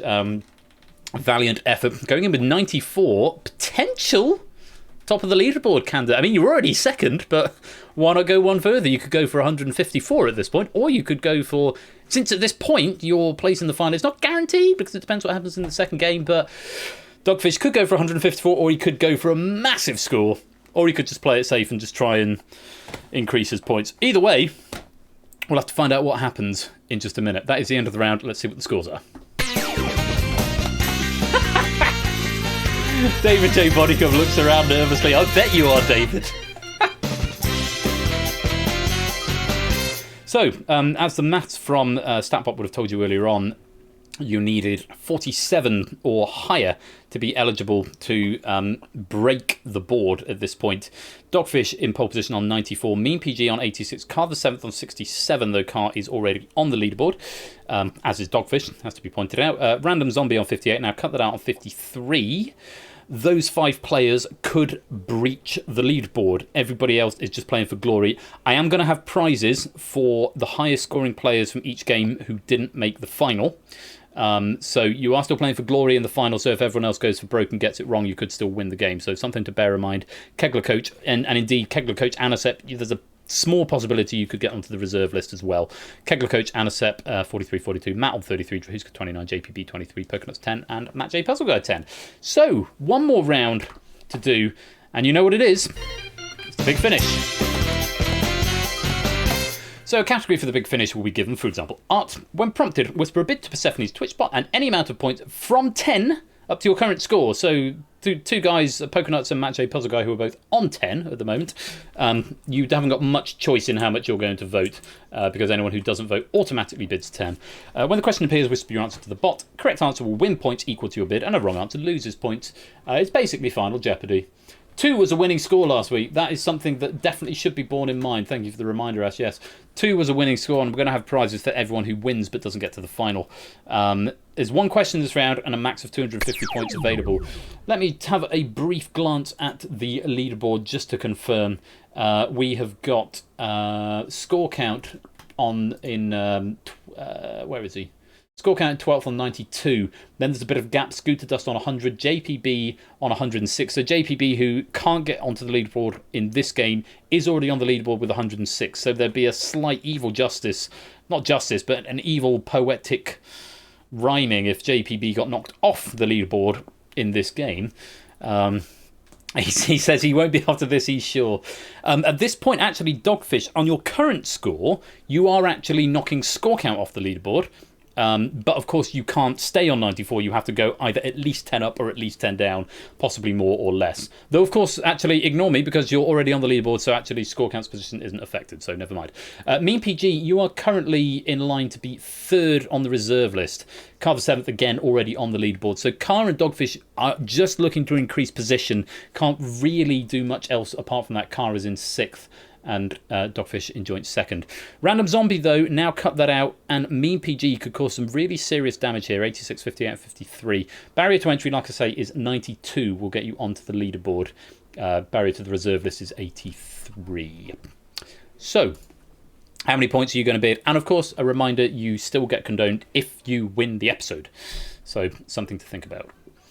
So, fingers on buzzers, gang. How many points are you going to risk on this question? Anything from 10 up to your current score. And remember, this is the second to last opportunity to get into the final, which is next Saturday, the 19th of September. Put it in your calendars. Fingers on buzzers, 10 upwards. What are you going to bid on the Big Finish category? The category is mathematics. JPB not wasting any time.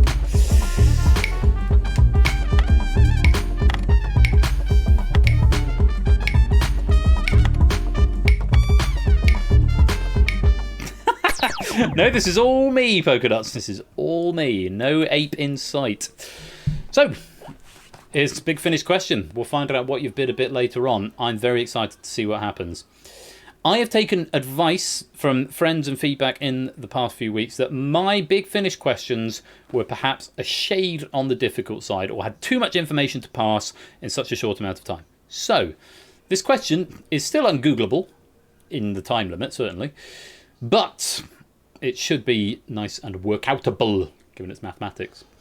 I wish you all the very best of luck. Fingers on buzzers, the Big Finish question is: what is the lowest prime number that is greater than the number of years associated with a golden wedding anniversary? Answer it in digits, please.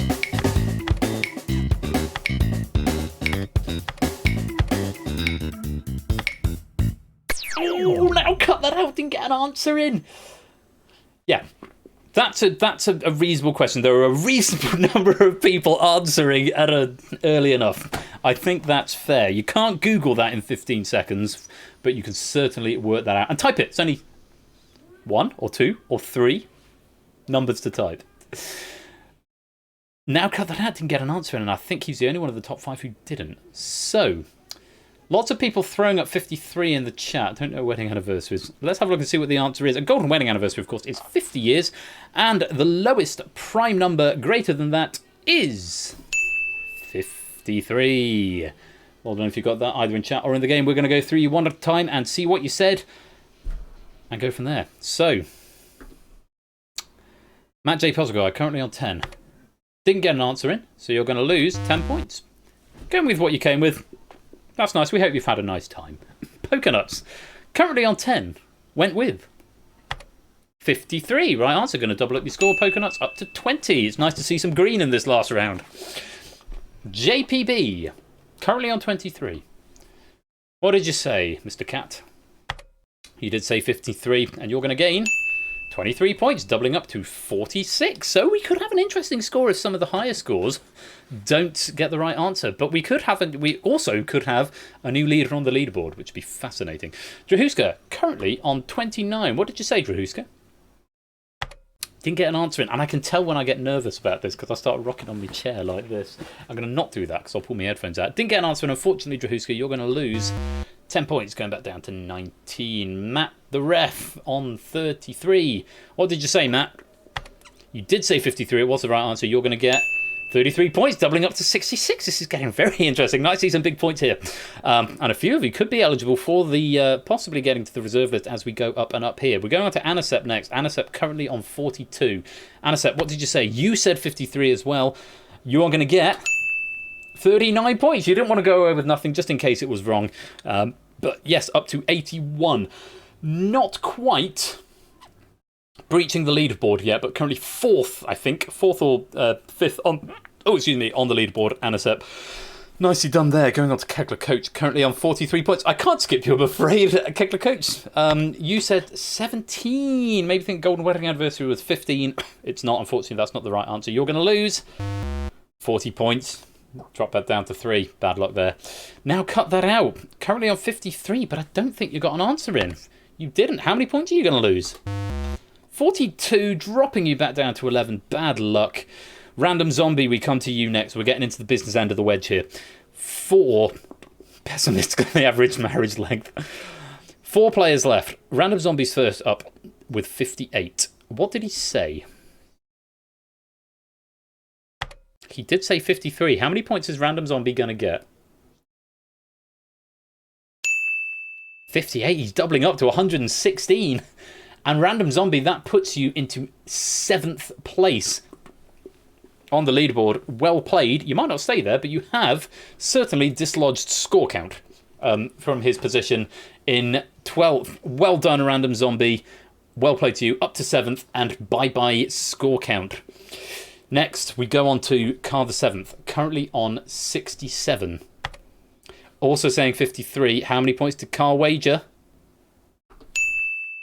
66, taking him up to 133.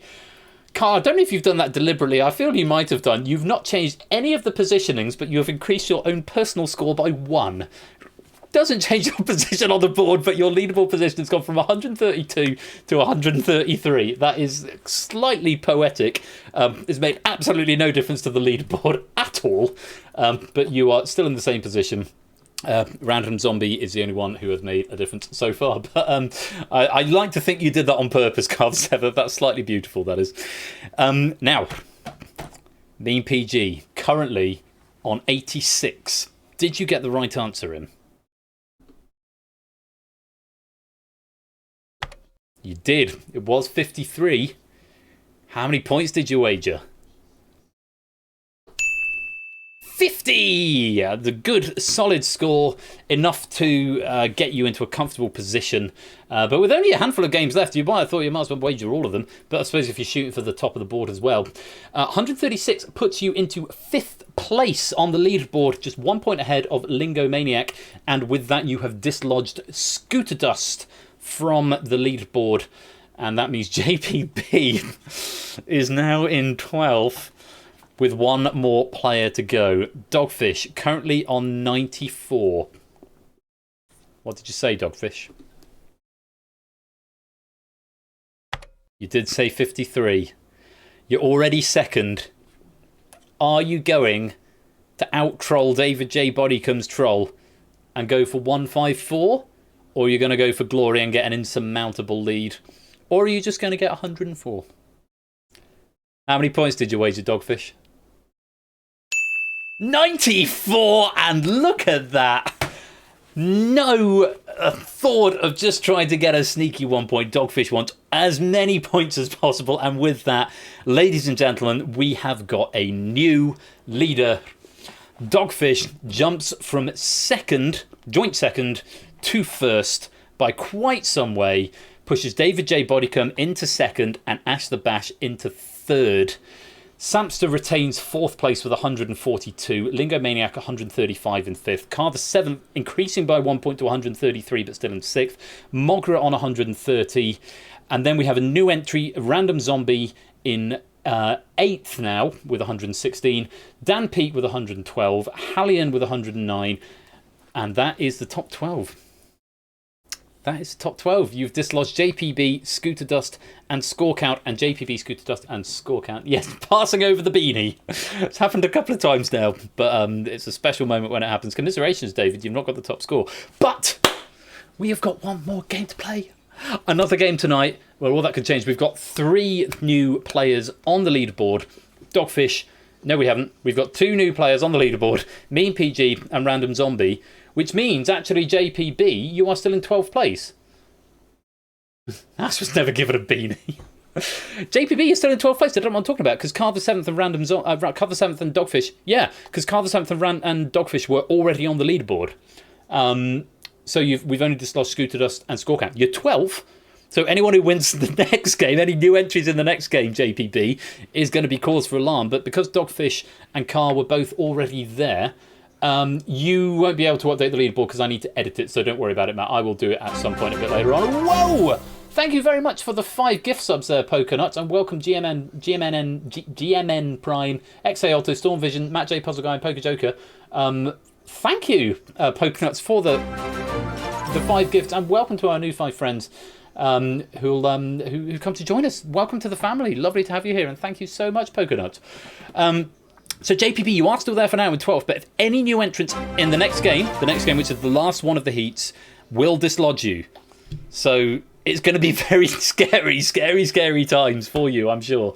However, for now, the winner of the first game, and not to be taken away from him, with a new high score on the leaderboard, 188 points, congratulations, must go to Dogfish.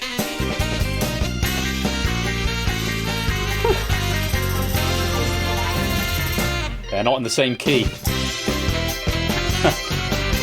So Dogfish is the winner. I probably should have pressed that button a little while ago. So it's hugely exciting. Thank you so much for sticking around, and I hope you enjoyed the question pack from me. The next question pack after the break is going to be from Ash the Bash, and this is going to be your very last opportunity to get into the final. No, I'm not gonna ban, I'm not gonna block or promote anybody. I'm gonna have it open hunting season. Anybody who wants to come and join the lobby for the last game, apart from Ash can't join the next game in the same way I can't join the next game. Ash and I will not be in the next game, but anybody else, open hunting season for you. You can come and join the next game, and I will let RNG do its magic. So it might be we have some repeat players from this game. It might be we have some people who are already on the leaderboard. The thing is, if I say people who are on the leaderboard aren't allowed to play, I think people like JPB, who's 12th on the leaderboard, might want to play to try and secure his place a bit more. So, and then I have to have an arbitrary cutoff, which I don't want to do. So I'm just going to let RNG do its thing. The next game after the break is going to be your last chance to get onto the leaderboard. The barrier to entry at the moment is JPB's score of 106. That is what you need. Next week's final will be questions written by me, and it will be cash prizes as well, and we'll have the end of season party as well, which I will say a little bit more about during the announcements, during the halftime show, which we'll have after the break. For now, congratulations to Dogfish. I'm going to get another drink. We're going to have the halftime show. I'll show you a magic trick. I'll do Beat the Bee. We'll do announcements. I'll talk about next week's show just a little bit, and it'll be brilliant. And then we will play Ash's question pack, which I'm enormously looking forward to, and I hope you are as well. Don't go away, or go get a drink and then come back. Enjoy the adverts. We're going to have some adverts. Adverts are nice. Stay there, though, and I will be back with you very, very soon.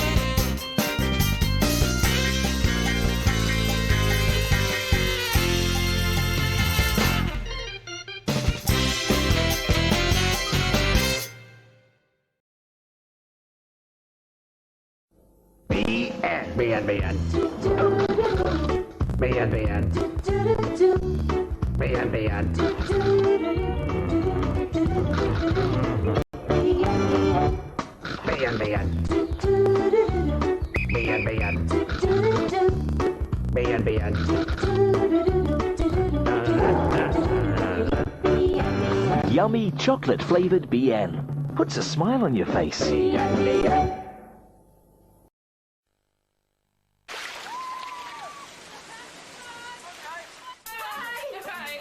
yourselves off. Speaking of dry. Gasping. Right.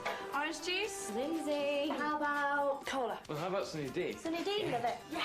Sunny Delight, the taste of tangerine, orange and lime, packed full of vitamins. Any more? Coming right up. Thanks, Mum. So when can I move in then? On your bike. Sunny Delight, the great stuff kids go for all year round.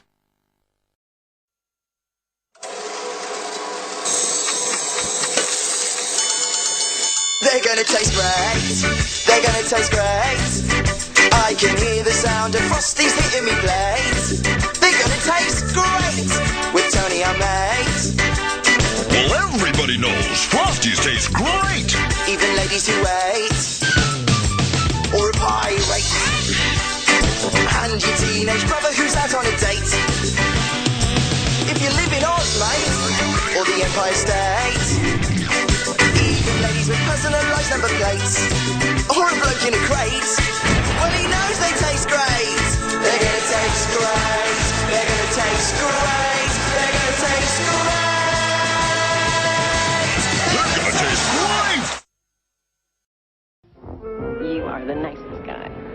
Stanley Ipkiss was just your average nice guy. What are you doing down there? Until he came face to face with the mask.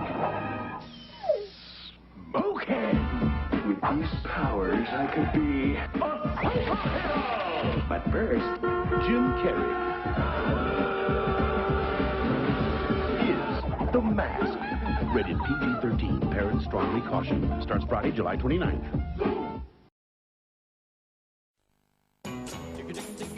Thank goodness I came. Norm's the name, sensible's the game. Oh, what a skimpy garment. It's just a pair of underpants upside down. This is you, polyester, double stitching, and boiling the bag. Grey will never go out of fashion because it's never been in fashion.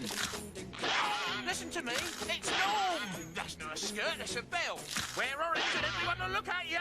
Oh. Twix, a break from the norm.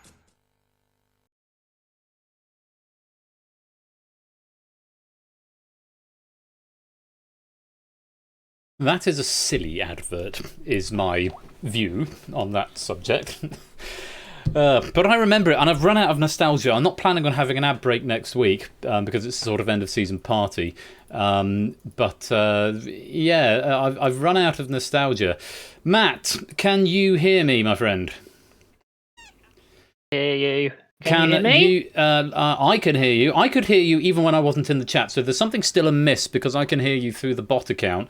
But that's a thing, apparently. So, don't know what's going on there, but I will look at it at some point. I'm loving the feedback that's coming from the adverts, by the way. That makes me smile that people are enjoying the adverts. Right, Matt, you should be able to see that live now. Okay. And hopefully you guys should be able to see me now. Hello. Wave and all that jazz. And all that jazz. So yeah, some nice ads. Some more. And I'm assuming everyone can hear me in the stream chat as well. I'm getting bars on OBS, so I assume so. Anyway, Twix, a break from the norm. Car says yes, okay. Good stuff. Thank you very much for confirming that. So, there is a trick planned for next week, and it's going to be another mind-reading distance trick, but Ash, who's going to be doing it with me, I needed to send something to him in the post from Amazon. But unfortunately, the thing that I need to send to him isn't available to send to him. Isn't available to send to his to the locker that's near where Ash lives. So I'm going to have to come up with another clever way of getting this to Ash, which will probably involve possibly asking very nicely for Ash's address or work address or something, so I can send it to him that way. That's the plan for next week. Ash is going to come and get involved with a trick next week for the big finale. Maybe adverts, maybe not. I don't know. Adverts have been really fun, but they've very much just been a thing for the Google That season. I don't want to make it a regular thing of season 2. A, because I'm running out of nostalgia, and B, because unless I just start recycling the same ones, they're a little bit of a they don't take a long time to put together, but I'm aware it's just one thing extra to prepare for the stream. So we'll see how we go. Let me flip the camera down. I'm wearing jeans tonight. Jeans and a tie. I look like an architect. So you could like poshy dressed Jeremy Clarkson. Jeremy Clarkson. Right, I haven't done a packet card trick for a while, so this is quite a fun trick. I do enjoy this trick an awful lot. Now, if anyone ever asks you to do this trick outside of like an environment like this, Matt, I'm just going to pop the mic up to there. Hopefully you can still hear me. Yeah, it should be fine. If anyone ever asks you to do a card trick outside of an environment like this, you refuse and you run like hell, because this is one of the oldest tricks in the book, literally. It's the old 3-card Monty, chase the ace, find the lady. In this occasion, find the lady is the trick we're going to do. The object of the game is very, very simple. You've got to find the Queen. The Queen is the money card. People sometimes do this with the Joker as well, because the Joker's got a dollar sign on it. Joker's sometimes used, but in this case I'm just going to use the Queen. So find the lady, and twos you lose. It's very, very simple. How this would work, if you were being hustled for something like this, you'd have someone, for example, they'd shuffle the cards around, a bit like this. You see the camera, Matt? You seeing it live? Yeah, I see it fine. So Yep, no problem. Keep your eye on the Queen, Matt. This is just to give you a demonstration of how this would work. There'd be a group of people, and you would walk up and you'd see what's going on here. You say you've got to find the Queen. Twos you lose. Queen is the money card, and you'd see someone else walk up and put a fiver or something in front of this card right here. Out of interest, if you saw that, what would you think? Would you think that the money's good there? Yep. You would, and you'd be absolutely, and you'd see them win £5. Full disclaimer: that person is in with the gang. They're in on the trick. Okay, they're trying to hook you in to come and play to gamble your own money. The way I play this game is only ever for fun. I've done this at the church fete and stuff, and like summer fairs and things like that, to raise money for charity. People knowing, I style it as "Can you beat the magician?" But if you're ever playing this sort of on the streets of Vegas or Paris or anywhere like that, you've got to be very, very careful. So at this point, you're now feeling confident. You've got to the front of the mob, and you're thinking, okay, I'm going to try and find the Queen. I'm keeping my eye on it, and the guy who's doing it, he might be doing it not very well like this and sort of being really obvious about it. And so then they give you a roper, and they try and rope you in, and they try and get you to win by letting you win a small amount. So you would put money down. Where would you go? 1, 2, or 3? 3. You'd go 3 at this point, and you'd get some money there, and then someone would come in with a bigger bet. You'd put in a fiver or something, someone else would come in and put in a tenner. And I know you're not a gambler, but hypothetically. And they say, well, we're going to take the highest bid, and then they show the Queen, and then they take that person's £10. Oh, sorry, they give that person £10. Now you're really, really pissed off, because at this point, well, you've seen it, you know how it works, and that person's just done you over. So at this point, you're going to say, okay, I'm not going to waste any, I'm going to get 40 quid out, and you go into your wallet and you get 40 quid out, and you're at the front, you say, right, I'm watching this guy, and he doesn't do anything weird, he doesn't start speeding up, he does exactly the same gag, they're going over like that, and at this point, Matt, you get your 40 quid down. Where'd you put it? 1, 2, or 3? 3. 3, right there. And you'd get your 40 quid back. So at this point, you've got some money, you're ahead of the game, and your logic might be to sort of cut your losses and run and get out of dodge. But you don't do that. They keep you there and thinking, okay, we're going to go double or quits now. So that's how the game is normally played. So at this point, you've got your 40 quid, and you're going to put everything else on the table at this point. Where's the Queen? Keep your eyes on the Queen. There's the Queen. Where is she? 1, 2, or 3? 2. 2. And at that point, that's where you realise you've been swindled, when it doesn't look like anything different has happened, and suddenly you've put £100 down on the table and you've lost your money. So that's how this game works. And the way I play it when I do it for Fates, I try and do beat the cheat, something like that. So what we're going to do, we're going to play a game, best of 5, no money, just for fun, but at the end of it, if you... if I do this in a bar, I might do it for drinks or something. So we'll do best of 3. We'll have a practice go. We've had a couple of practice goes there, so we'll go straight in, best of 3. Keep your eye on the Queen. Where is the Queen? I'll go nice and slow. I won't speed up too much. Keep your eye on her. Best of 3. Sorry, best of 5. Where's the Queen? 1, 2, or 3? 2. Number 2. So that's 1-0 to me, which is a good start. The Queen was over here on number 3. So that's 1-0 to me, okay? Let's try that again. Keep your eye on the Queen. I'll go nice and slow for you. There's the Queen. So it's first to 3 is the winner, yes? You see the Queen. How about now? 1, 2, or 3? Number 1. Number 1, yeah, I thought you might go for that one. No, that's me again. I'm going to server in number 3. So that's 2-0 to me. Contain would have lost the first 5. So at this point, I've already won. Oh no, I've won 2, haven't I? So we'll go 2 easy. out of 5. I've won 2 out of 5. Okay, so I'll go nice and easy for you. 2 out of 5. Nice and steady. Where is the Queen now? 1, 2, or 3? 1. 1. No, you'd be wrong again. She's over in 3 at that point. And this is where the psychology comes in, because everyone in the audience is thinking, yes, it's in 3. But you're changing your mind because you think I'm doing something funny. And I've once again changed the rules. I thought you'd done a sleight of hand. No, she's over in 3. So that's 3-0 to me. So I've now definitely won this, no matter what happens. And then you would have... Best of 7? Best of 7. We'll stick with best of 5, but I will play out to 5. Okay. We'll go one more. I'll tell you what, I'll make this a little bit easier, okay? There's the Queen, right? Put the Queen down there. We'll put a 2 there and a 2 there. Can't say fairer than that. 1, 2, or 3. Where's the Queen? 2. 2. You'd think, wouldn't you? But no, she's not. She's over in number 1. Despite it being as fair as possible, there's 1, 2, or 3. So that's 4-0 to me. I only need to win 3, really, and you're being very obliging here. So let's go one more. There's the Queen. Perfect patsy, don't I? You do, rather, and a 2 and a 2. Where was the Queen? I won't even shuffle them this time. Were you watching? We'll go again. We'll go again. We'll go again. Okay. So we've got... There's a Queen. There's a 2. There's a 2. 1, 2, or 3. I won't even shuffle them. Number 2. Number 2, of course. Well, that's 5-0 to me. And I love that game. And that game is called the 3-Card Monty. Thank you very much for playing that. Pleasure losing as always. Yeah, useless. Thanks, Brig. Thank you, Matt, and we'll speak a bit later on. All right. So, Matt demonstrating there being the perfect patsy for my game of 3-Card Monty. It's a fun game, but genuinely, seriously, I'm doing this for laughs. I'm doing this with you, and I'm doing this and being very honest about my dishonesty up front. If you ever get challenged to play that game for real, or if you ever see someone playing it, it happens in the streets of Vegas, in the streets of Paris. If you ever see it, it is not a magic trick. It is a scam. It is a scam, not a trick. So you will lose money on doing that. There's some really good documentaries that I'll share some links to in the server at some point.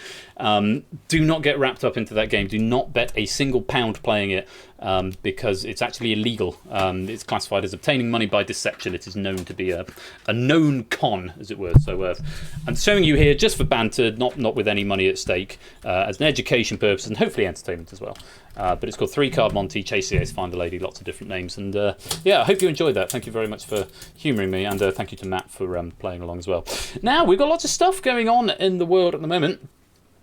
If they edutainment, yes, the thing you're catching on, they just do the move. Exactly, that's the thing. There was one move in that trick, and you can either do the move or not do the move. So Matt, when he thought he's clearly doing a move, so I'm going to pick one of the other ones, on that time I thought, well, he's going to pick one of the other ones, so I'm just getting one step ahead, second guessing him, and thought, well, I'm not going to do the move, and I'll just do it legit. So yeah, do not get wrapped up in that game. You will be tempted. You will think it looks easy. It is a scam.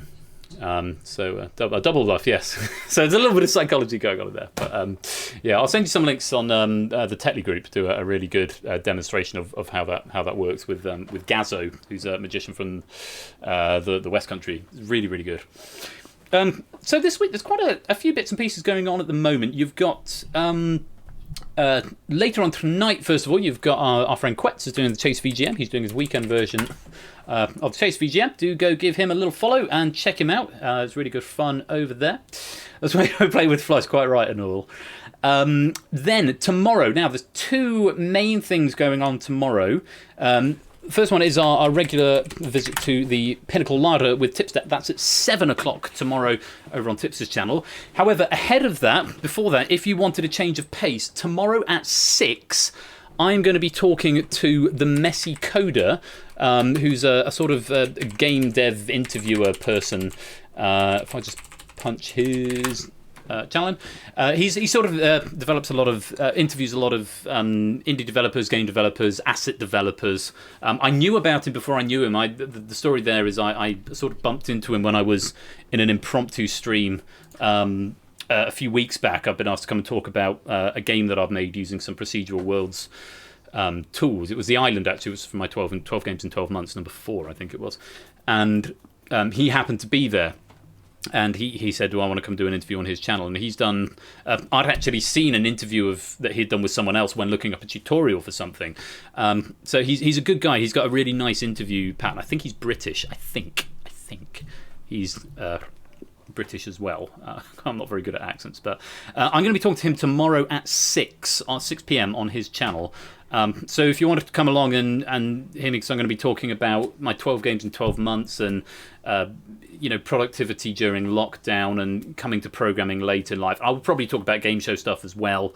It's going to be just a bit of a jamboree of talking about programming stuff. So if you like the sound of my voice and you want to hear a little bit more about game development and some of the projects I've been working on and some more insight into the goings on and how I make the games that you see here, do pop along. That's at 6 p.m, so it's an hour before the Pinnacle Live. It will probably be a 2-3 hour interview. So if you come along for an hour and then jump over to Tipsters, then that's fine. But if you want to come along, it'd be lovely to see you there. So please do pop along.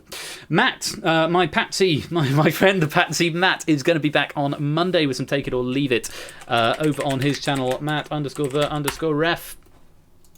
No underscores in the command, Matt the ref. Double streams, that's 7:30. It says 8 o'clock, but if it's a double stream, I suspect it'll be 7:30.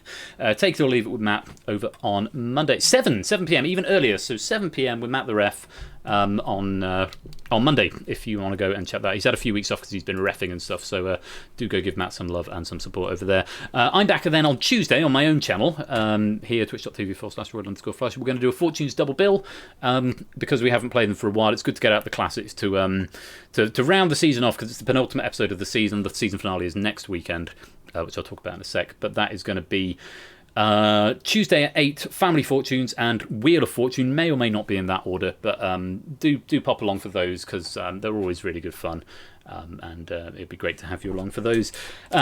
Ash, of course, is whose question pack we are about to witness for Google That. Ash is back on Wednesday, and he will not be knowing what he's doing unless he does, is all I will say to that. Because last week I said the wrong thing and got the thing wrong, but I'm trying to preempt what he might be doing. I don't know that there's any more Duel on Wednesday and Friday. There might be some Outright. Is Outright happening? Because Outright didn't happen last week. It'll be something, and it will be suitably awesome. So either way, go and check Ash's channel out Wednesdays and Friday this week. I know the Duel season 3 is coming to a close. He's spun to Dave and his Dave. So do go and check out Ash out on Wednesday and Friday. Thursday you've got Quet's back again. The lunchtime start, lunchtime BST, and then of course you have got Quizzy Dan, who I had the great pleasure of actually going to sit in on Quizzy Bingo on Thursday. I was sort of busying myself with some other things, so it was sort of peripherally in the background, but Megs was out for the evening and Dylan was watching a film, and so I thought I'm going to put it on the background while I potter about. And honestly, the most chill stream I've seen for a while, and Dan is so cool and so fun, and so lovely. So yeah, so do go give Dan some love. He was great fun, and he's been a great supporter here on Tuesdays. He often raids at the end of his stream into mine on Tuesdays. So if you've not checked him out, do go give him some love, because he's such a nice guy, and he does a really good quiz on Thursday night. Ash, as I say, is back on Friday. Ash, are you Unity workshopping next Saturday? We'll wait now because there's a delay. I suspect Ash might be. Okay, so might be. So Unity Workshop next weekend at 4. It is when it normally is. I'm just going to disconnect Persephone Bot because I think I can still hear Matt through Persephone because something's broken on it. Not that I don't like to hear Matt, but I get distracted when the man comes in my ear, speaks in my ear when I'm talking to everyone else. Hey, babe. So Ash is back Saturday, and then Saturday night next week. Right. Google That Final is probably going to be the first thing. Oh, are you? Hey. I thought you were wandering. No? Okay. Mrs. Flush is here. Only because I've just called her over. Very obedient. How are you, babe? Yeah, I feel a bit sick, actually. Don't be sick. I'm not going to Nauseous. We all know how to spell nauseous now. But proud of you. So it came up earlier on. I mean, I knew how to spell it anyway. Actually, I probably didn't. The word I can never spell is itinerary. Itinerary is a word, no matter how many times I try, I can never get itinerary right first time. Guys, try Mediterranean. That one throws me every single time. Mediterranean. Yeah, Mediterranean? Something like that. Hey. What's the French for entrepreneur? Hey, what's the French for vavavoom? I was talking about Saturday, right? I'm going to do Saturday streams. Are you going to come and say hello next Saturday for the season finale? I could come. Maybe it's a shame if you weren't, wouldn't it? Yeah. She likes it when I press her nose. Anyway, prestidigitation.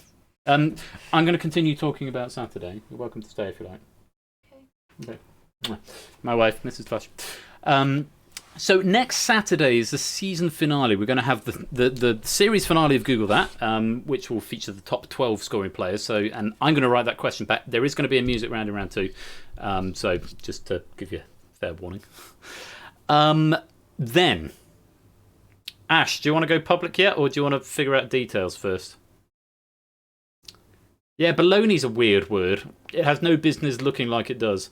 Okay, so next Saturday, to celebrate the season finale, after we've done Google That, Ash and I are going to do a trick, hopefully, if we can make it work. We're going to do a trick. There might or might not be ad breaks. We'll see. But Ash and I are going to do a switcheroo thing to close out season 1. So, yes, Ash is going to be a patch first of all, and then we're going to do a switcheroo. Because I've never had a chance to play The Escape Artist, which is very sad. And Ash has never had a chance to play Outright, which is equally sad. And you might be able to see where this is going. Next Saturday, after Google That, Ash is going to host The Escape Artist. And I'm going to host Outright. I don't know what order it's going to be yet, because I know Ash's season is also coming to an end, but he's probably going to do his own thing. I don't want to sort of say this is also Ash's season finale. This is the season finale over here. I'm sure Ash will do his own things with the end of Duel and stuff. So, but it seemed to sort of make sense. So we're not quite sure which order we're going to do it yet. Maybe it makes sense to finish with one of my games, or maybe it makes sense to finish with me hosting. We'll chat about it in the week. But we are going to be playing The Escape Artist and Outright next Saturday after the Google That final. So probably going to Google That final, break of some sort, magic trick, probably Outright and then Escape Artist, or maybe the other way around. Who knows? We'll talk about it, and I'll try and figure out what feels best. But that's going to be really exciting. It does mean we're going to need a question pack for certainly The Escape Artist and for Outright as well. Ash could make an Escape Artist question pack, and I could make... Well, that would be an interesting thing to do. Ash could make an Escape Artist question pack, and I could make an Outright one. Or David has volunteered both. That would be wonderful if you can, David, to help end the season. That would be a beautiful thing. Ash is drowning in 500 questions, so I'm not going to put any more pressure on him to do that, having pressured him to do Google That tonight. Yeah, that's going to be the end of... And that will be the end of this season. What that means going forward, I will probably take the following Tuesday off, because I've been running every Tuesday night since sort of April. And I might do it, or I might do something casual. I don't know yet, but I don't want that to be the start of the season. The start of the season, I want to be the following Saturday. It might be a bumper stream with loads of games. I might just pick 2. What is looking likely, though, for 2 weeks today is that there will be a new game. Yes, another one. I started working on... So this, the warm-up, which I did in a couple of days, and it's kind of fun and quirky. I'm thinking of another new game to start season 2. Yeah. Score count, you stop being surprised, Score count. You know there's another new game because you're creative consultant on it again. Yeah, so I'm not going to say any more about it. I don't want to give too much information away, but I am revealing I am working on another game to make it 4 original games, which puts paid to my idea of doing 3 games in a night. I think it will just be 2, and I'll just rotate my ones on the Saturday. But yeah, I'm working on original game number 4. I am going to try and beat the beer in a minute, Matt, yes. So that's the plan for the season opener, probably with Danger Zone 2, mainly because Escape Artist is sort of finishing this season and being a new feature this season, and there's been a lot of Google That this season. I love Google That, but there's been so much of it, and because it limits it to 12. So the opening of the new season will probably be brand new game and Danger Zone 2, maybe in that order, probably the other way around, actually. I'm hoping that I'm going to have some new layouts for the overlay, and I've already, as you've seen, if you're in the server, for games tonight, that might be a bit much, Brig. If you're not on the server, I had a bit of a tidy up of it this week, so I've streamlined some of the channels. So do pop your way over there if you're not there already. It would be lovely to have you. Do come and hang out with us. So that's the plan for season 2: new overlays, new layout, a bit of a refresh of everything, a new game. And classic games are going to be on Tuesday night, so the remakes that I've done are going to be featured on Tuesday night, and original Stephanie's Chair games, Royal Flush games if you like, are going to be on Saturday nights. That's how it's going to be, and there will be a set schedule for which games are going to feature on the Tuesday stream as well, because I'm not planning on remaking any other older ones at the moment, but of course that can all change. So, lots to look forward to for Season 2. 2 more streams, Double Fortunes on Tuesday, and then the big series finale end of season party, as I'm calling it, next Saturday. And of course, if you're around tomorrow, interview with the Messy Coder at 6 PM over on his channel. It would be lovely to have your support there. Right, I'm going to try and beat the bee, and then we're going to get on with this. I did a test run earlier on, and I beat it. I'm not going to waste any more time. You know the drill by now. If you're playing along, you will need to get a Rubik's Cube ready. I'm going to come down here, maybe a little higher than that. There we go. The object of the game is, can I solve a Rubik's Cube before Flight the Bumblebee plays? It's 4-2 to the B at the moment. This was going to be the last one, but if I beat it tonight, we will go to... I'll do one in the finale next week. Hopefully make it 4-4, and then I'll have to do a tiebreaker. That's the plan. It's 4-2 to the B. I worked out 2 weeks ago, I did actually solve it, but because I'd flipped the corner of the cube, it didn't look like it had been solved, but it would have been physically impossible to solve it. But I had solved it insofar as all the cube pieces were back in the right place, but it doesn't count. Last week I was way ahead of schedule and got complacent, so I feel I should have won the last 2 weeks, but didn't. So, aiming to make it 4-3 tonight. Confidence high. If you're playing along at home, best of luck to you. Is the music on? No, I've muted it. Let's unmute that. Hopefully you can hear this. Yes, looks like it's going through. Right, best of luck to you. Fingers on buzzers. This cube is a... I don't know off the top of my head, Procyon. I'd have to look it up, but it's nice. Fingers on buzzers. Fingers on cubes. Ready? 3, 2, 1. Your time starts now. That's a very slow start. Right, come on. Focus. Get your head in the game then. Come on, come on, come on. I'm nervous. That's what the problem is here. This is that history teacher from the other night, I reckon.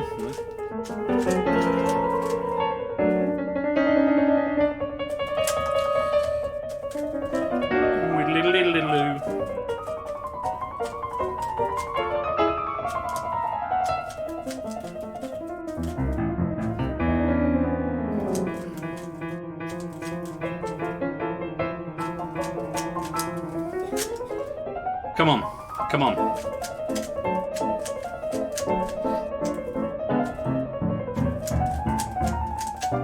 Come on, you've got this, you've got this. Yes, you have.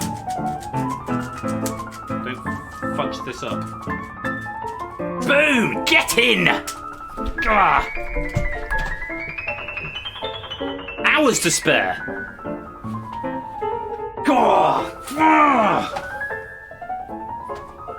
Yeah, you finished playing those last few notes. Boom. It's not a tie, it's 4-3. I feel like I'm about to Hulk out. What was that? Almost sub 1. That's nice, nice, Matt. 1 minute 1.3. It's not a PB, but I think it's a record for Beat the Bee sessions. Right, we're going again next week. We're going to make it 4-4. Oh, I'm so pumped tonight. Right. Oh, right. Serious business time. One final heat of Google That. If you want your chance to play, I'm going to let RNG do it singly. The only person who's not allowed to join the lobby is me and Ash. Anyone else, it's fair game.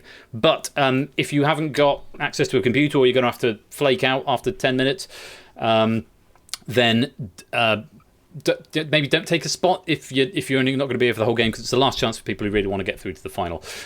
The cut-off point is with JPB on 106. We had 2 new entries to the leaderboard in the last game. JPB on 106 is the entry point, and the top score is now Dogfish with 188. The question pack you are going to be facing is written by our friend and colleague Ash the Bash. I'm just going to check, have I flagged music round? I have. Is music round. Have I taken test mode off? I have. Test mode shouldn't be on anyway, because we played a full game. September the 12th. Question pack B. I've got hiccups. So nervous. Right. Best of luck. One final thing I need to do is take the camera off, because I've only got one webcam at the moment. Actually, advice on webcam, because this webcam isn't terrible, it does the job, but it's not really HD. Well, it's not what one would call HD. So any advice anyone has on getting a really, really high quality webcam, let me know. Right, let's cue the music, and we'll get on the very last heat of Google That.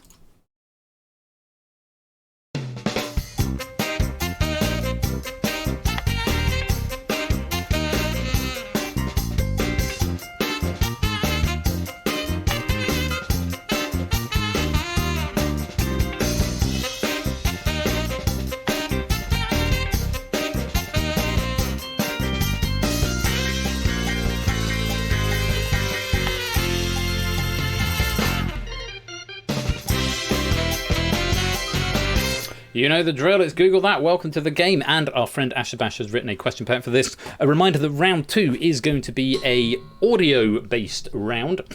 And this is your last opportunity to get to the final. 102 is the score to the gate that has been set by JPB. 106. 106, not 102. Beg your pardon, JPB. 106 is what you are chasing. Google might be your friend, but it isn't welcome. Quite right, Matt. So, if you'd like to come and have a go at this final heat tonight, and for the season, enter the code now. Still here. Mahav. It's where you break my lobby. I can't remember how many people this lobby can hold, actually. I think it's like 54 or something. So if you would like to come and have a go, make your way in. 21 people already. Who else are we going to have? Come on. You know you want to come play? Do do do do do do do rum bum bum rum bum bum bum bum bum bum do do do do do do di di di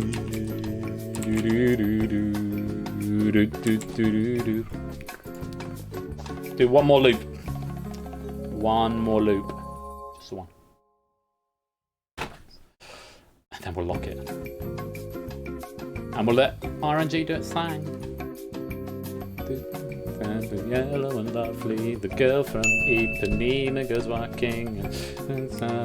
The girl from Ipanema goes. This would remix really nicely with the girl from Ipanema, I'm not going to lie. That's very good of you, David. Sit this one out to help those that aren't on the board yet. Good sportsmanship, appreciate that. Of course, it is entirely possible that nobody who is on the leaderboard gets through to the final, currently on the leaderboard.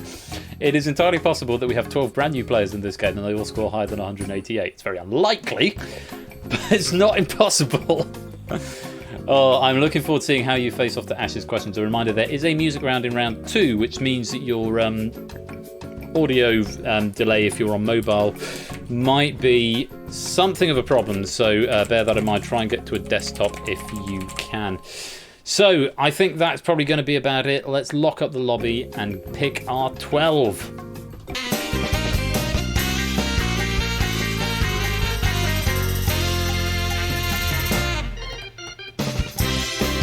What do you mean you're intrigued to see how it all works, Ash? You've seen it work before, haven't you? Have you seen... Oh, you mean your question pack specific? It should all... Oh, yes, quite. Your questions should all work fine. Right, very best of luck to you all for this, the final heat of Google That. I wish you all the luck in the world. And for the last time in the heat, let's populate those podiums. And for the final times, the podiums are going to go round and do a spinny, spinny, spinny, spinner. We're going to start on the back row in yellow. Mogra123, welcome to the game. Mogra, lovely to have you here. Welcome. This is Mogra's third appearance on Google That. Coming over to the front row in blue, it's Puzzle Dan. Welcome, Puzzle Dan. You've had quite a few appearances here, Puzzle Dan. This is your 5th game, but it's lovely to have you back.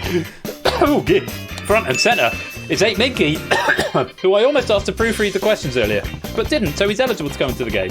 I'm almost choking to death at the prospect of 8 Minky being in the game. Jeremy Corbin Corner. It's Theory of Game. Welcome, Theory of Game. Theory of Game has had a few games.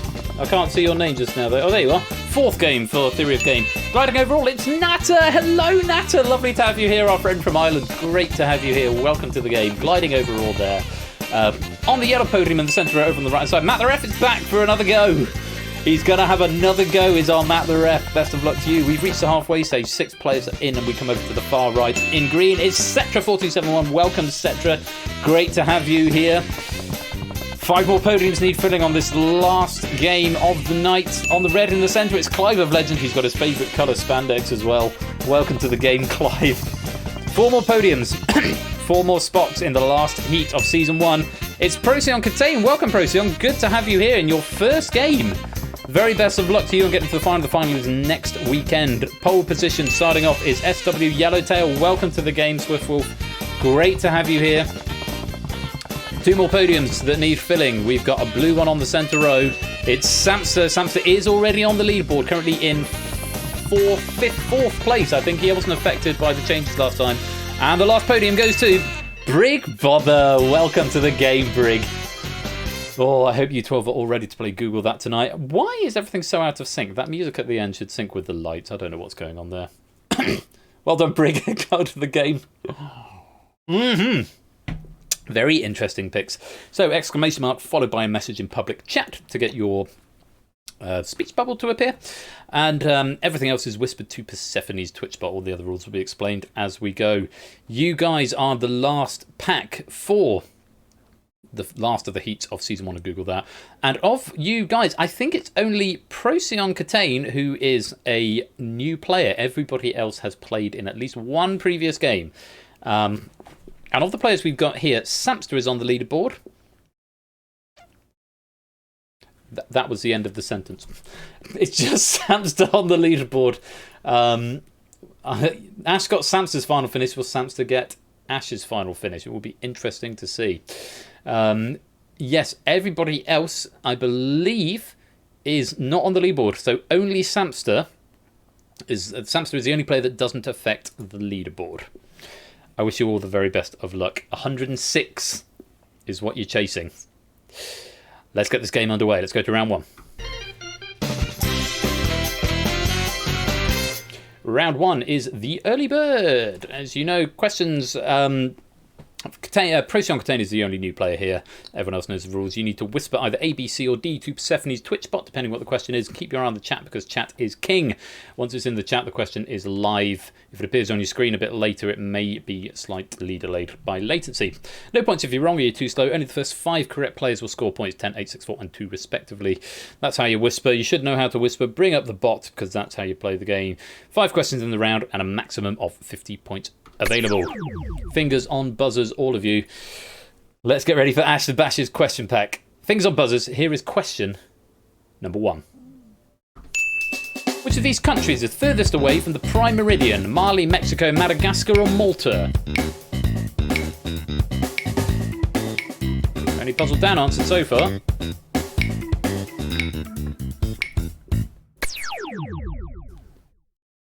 Okay.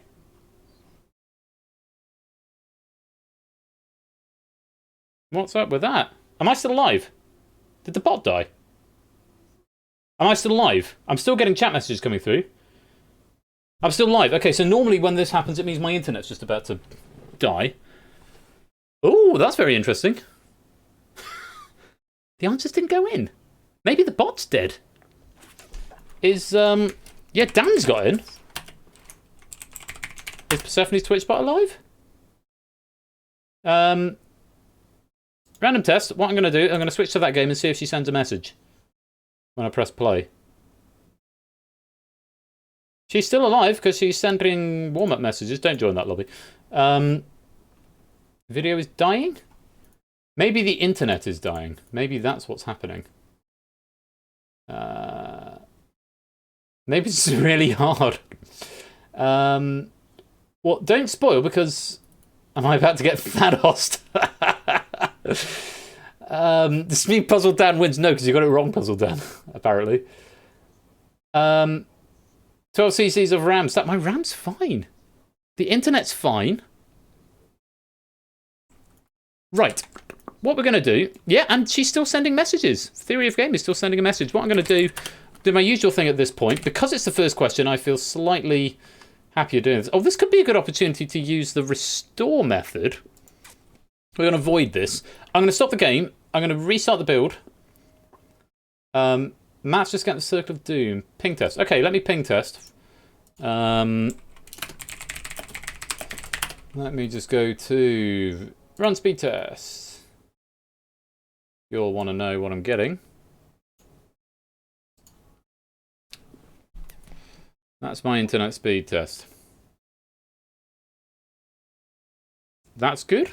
Right, that's pretty good. Sorry, Samster. I think that's pretty good. So it's not my end. So, since everything sort of died a bit there, Right, what I'm going to do, I'm going to stop and restart, and I'm going to test out this restore thing. I took a screenshot of whoever was in the lobby, and it should now restore it to the beginning of the last round. Might be Twitch. Might well be that it's Twitch. Losing viewers. That would explain a lot. It would explain a lot if it were Twitch. Hemorrhaging viewers all of a sudden. Right. Get this loaded. Okay, let's see if this works. Nope, that's the previous game. It obviously didn't save it, so we're not going to do that. Good thing I took the screenshot, so I'm just going to add whoever was in there. Sorry for the stopping restarting. I am a consummate professional. I'm just going to add players who were there to the preference list, and hopefully everything will just be randomly fixed now. Oh crap! No, don't do that. Right, time machine isn't working at the moment.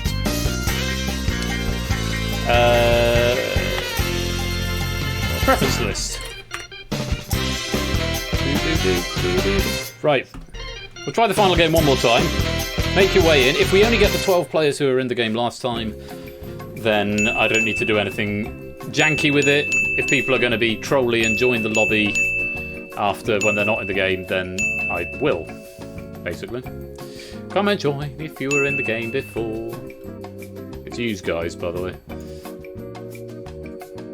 Yous guys, I'm expecting yous to come back.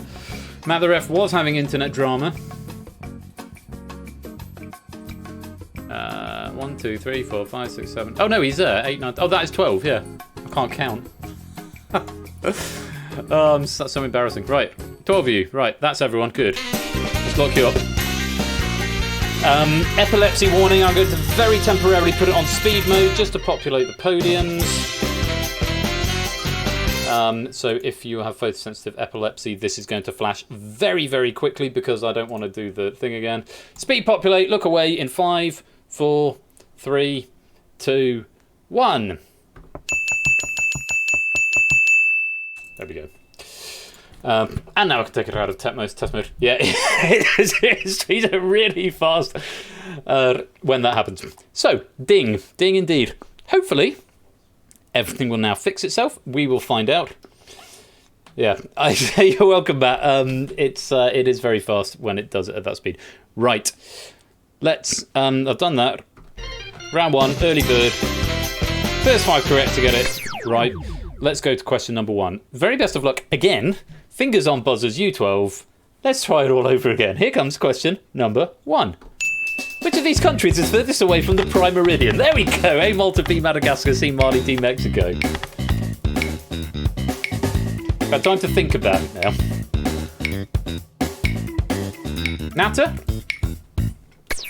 Natter not getting an answer in, but 4 players getting this right. Clive of Legend, Procyon Contain, etc. and Theory of Game. Let's see what you said. It's Mexico. And thank you for your honesty and integrity in this, for not going and immediately just looking up the answer, which clearly people didn't do. So Mexico, yes, it's negative 102.5 degrees west. Mali is negative 3. Malta negative around. Oh, that's not negative. That's around 102. Mali around 3. Malta around 14. Madagascar around 46. Oh yeah, the order changes. Sorry, Brig. Yeah, sorry, the order's different every time. But I'm sorry. I can but apologise. Theory of Game getting himself 10 points. Clive getting 8. Procyon getting 6. And Cetra getting 4. Let's reset the podiums.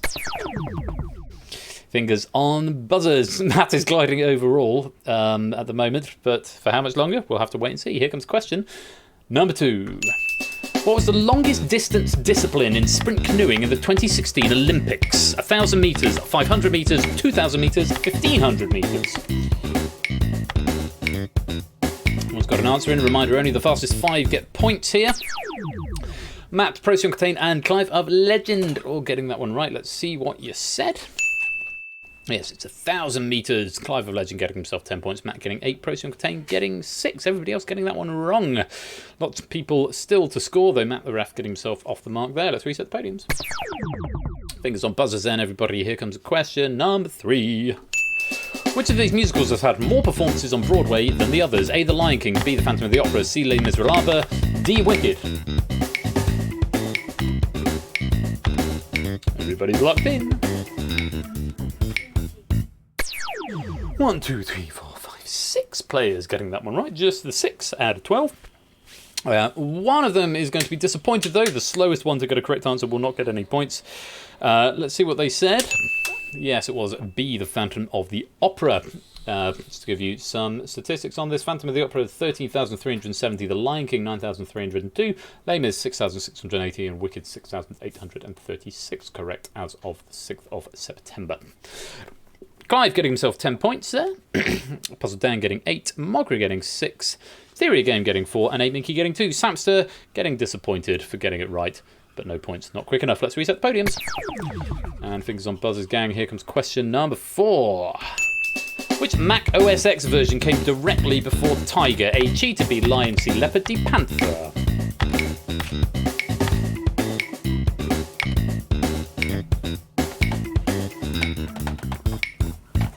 People have lost Matt the ref. Wow, only Samster getting that one right. I have absolute faith in Ash the Bash's knowledge on this subject. But yeah, Samster, the only player to get that one right. And it was a guess at that. Let's see what the answer was. It was D, Panther. There's an A, a blank, a C, an A, a C, a C, a C, a C, an A, a B, an A, and a D, Panther. Yeah, so correct was Panther. I've got no factoid on that. Just Cheetah, Leopard, Lion were wrong. There we go. Well done, Samson. Get yourself 10 points and on the board. Players yet to score. Yellowtail, Brig, Natter. But everyone else has got points. Let's reset the podiums. 3 players yet to score, but we've got one more question in this round. Fingers on buzzers. Here comes question number 5. Which one of these words could have the following pun definition? How geese might fly. A. Software. B. Technology. C. Information. D. Computing.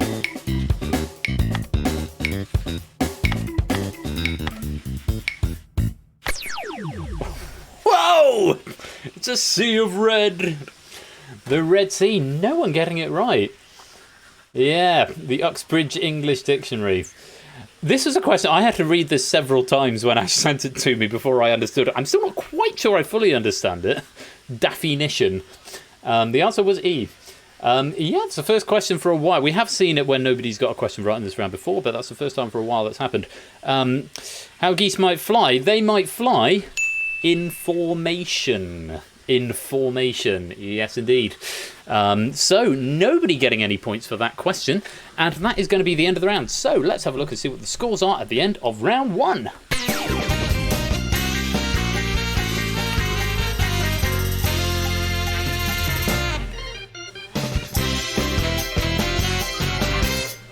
I was almost about to say Clive has got more points than everyone else put together, but that's not remotely the case. But he has got double the points of the player who is next closest to him. Clive in pole position with 28. Theory of Game gliding overall with 14. Procyon Contain in 3rd place on a first-time appearance at the end of round 1. Certainly no mean feat with 12. Samson's got 10. Matt's got 8. As has Puzzle Dan. Mogra has 6. Cetra has 4. 8 Minky has 2. Yellowtail, Natter, and Brig yet to score. However, as Puzzle Dan has pointed out, all of that could change because it is time for round 2 and Ash's music round. Bid on the buzzer. So, bid on the buzzer. A category will be shown. It will still have a sort of linked category, even if it's music related. And when prompted, you need to whisper a bid from 1 to 10 to the bot. This is the number of your points that you are risking for this question.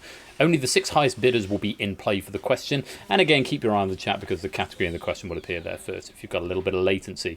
So if you're in play, whisper your answer to the bot. Answer first and correctly, you get 10 points. If you're wrong, or nobody answers, you're going to lose the points risked. If no one answers, you all lose the points. If you're wrong, you specifically lose the points. Additionally, if someone gives the wrong answer, players who weren't in play get a 5-point bonus. So you can get points by doing nothing in this round.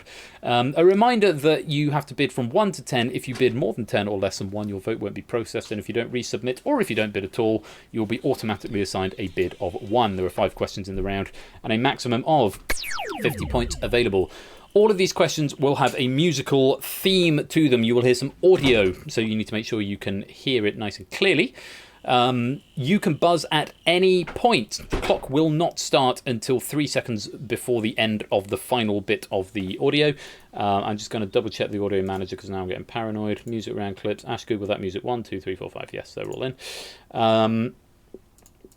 Yeah, so you can buzz at any time. But remember, the more information you hear, maybe the more likely you are to get points. And of course, you lose points for giving a wrong answer. So leave it as long as you dare before you buzz. The clock won't start until the end of the audio track. And then you will have 10 seconds from the end of the audio to get an answer in. But you can buzz at any time after the music has started. So something to think about. Right. You can win or lose on this round and say nothing. You absolutely can. So bid for every question, and then you get the audio track. Only the top 6 bids will be in play. It's round 2, it's bid on the buzzer, and here is category number 1. Running in the 70s. I think you're not wasting time.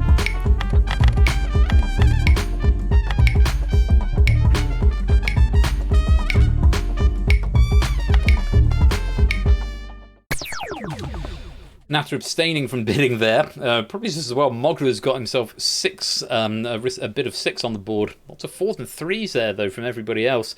Fairly low bids, but still people being eligible. So there'll be 5 seconds of silence at the beginning while I read the question. The track will then start to play. As soon as the question is live in chat, you can buzz, but you can buzz at any point, but you might want to hear as much of the track as possible. Fingers on buzzers then, gang. Here comes question. I'm just going to triple check that I've set music round to be true. I have. Here comes question number 1. Which 1979 song has been remixed here in Eurobeat style?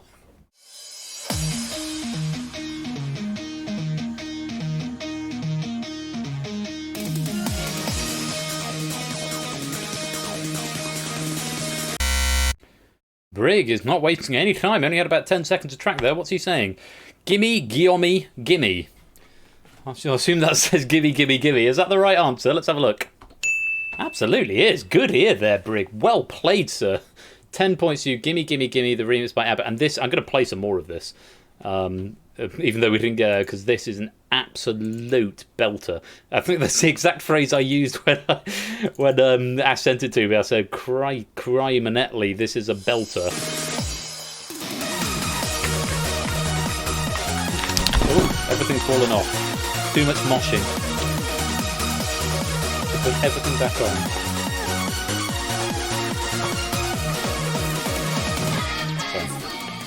I'm going to stop that now. Gimme, gimme, gimme, remixed by ABBA. Well done, Brig, getting yourself 10 points there. Let's reset the podiums. Brig getting himself off the mark with glow sticks. We need some glow sticks.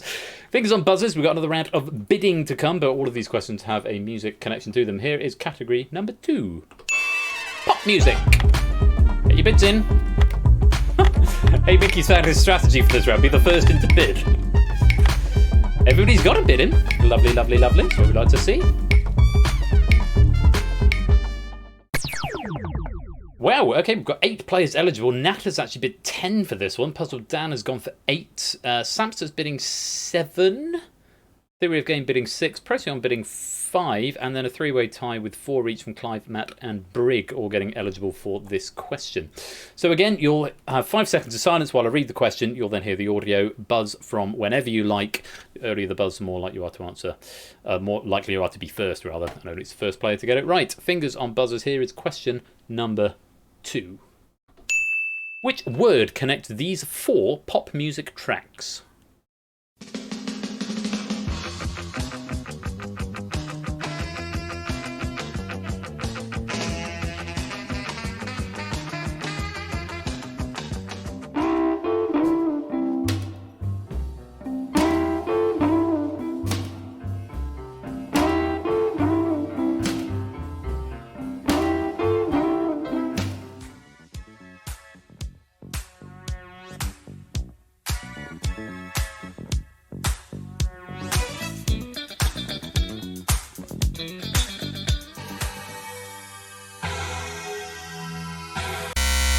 Here's Brig again, leaving it till track 4.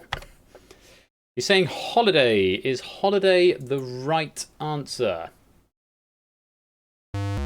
No, it's beat. Those 10 points you got from that first question going... Oh, well, it might not be 10 points, actually. I don't know that you bid 10 points. I think you bid 4 there, Brig. Yeah, so you heard Mirror in the Bathroom by The Beat, also known as The English Beat, Night Beat by Chuck Berry, And the Beat Goes On by The Whispers, and then Beat It by Michael Jackson, cut off before the signature guitar riff came in, of course. So the clue to all of those was Beat. Unfortunately, Holiday is the wrong answer, Brig. You're going to lose 4 points, and you're going to give 5 free points to Mogra, Yellowtail, 8 Minky, and Cetra. Let's reset the podiums. Fingers on buzzers then. I need you to get a bid in. Here comes category number 3. Bid from 1 to 10. Video games. You got beat.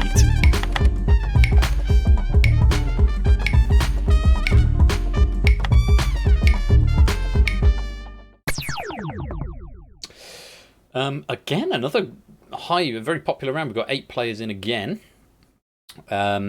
Press on Contain bidding 10, Theory of Game bidding 8. Of course, if you're in for a question, you're not going to get points if someone gets it wrong, so sort of double-edged sword. Yellowtail bidding 6, Clive, Samster both bidding 5, Cetra, Puzzle Dan and Brig all bidding 4. There's that 3-way tie. So it's video games. Here comes question number 3. What peripheral connects these 4 video games?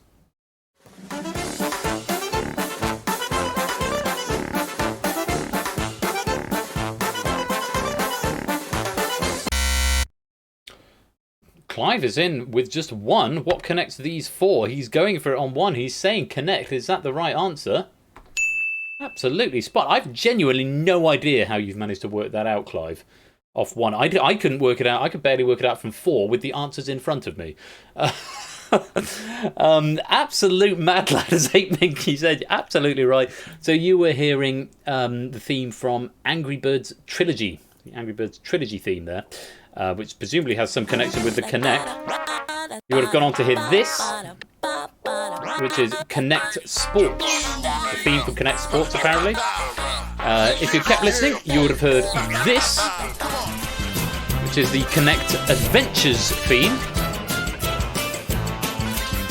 And if you kept listening right till the end, you would have gone on to hear this, which is Star Wars Connect, I'm Han Solo.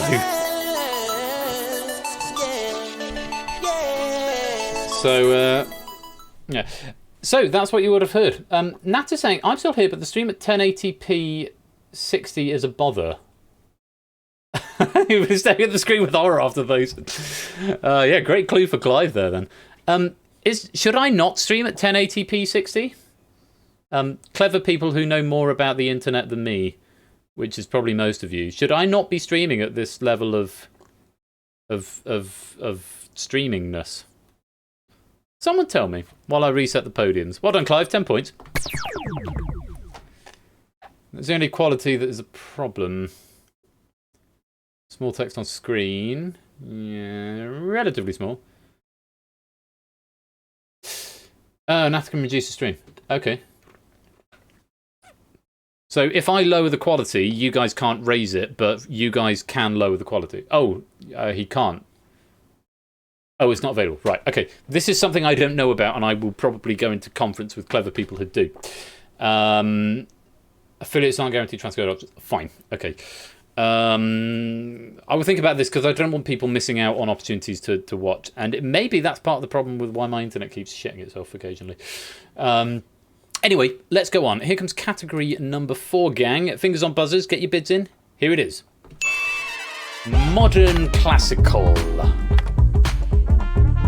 I'm dry again. I can drink after this question.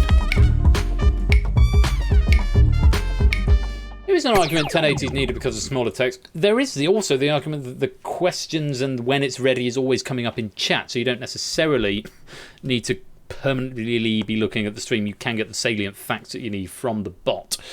So, yeah. Anyway, Right, 1, 2, 3, 4, 5, 6, 7. Lots of split votes on this one. Quite low votes in this case. There's twos getting in. Twos. There's Matt the Ref has bid 2 and got in. Procyon Container's bid 2 and got in. Mogra and Yellowtail both bidding 3. Brig, Puzzled Dan bidding 4. Clive bidding 3. You still get 10 points if you get it right, but they're the points you get if you get it wrong. So, yeah, fingers on buzzers. Here comes question. I need to check what this question is, actually. Oh yeah, nice, modern classical. Here comes question number 4. Which composer is common across these 4 tracks?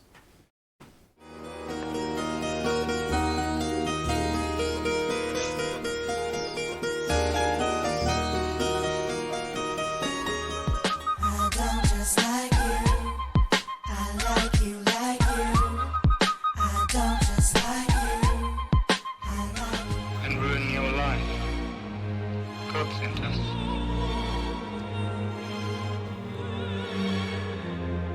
Beige, critical the cake, all up in the ruined GOP motorcades. For these senseless scenes, for censor scenes, I earn a soldier's wage. So a broken leg.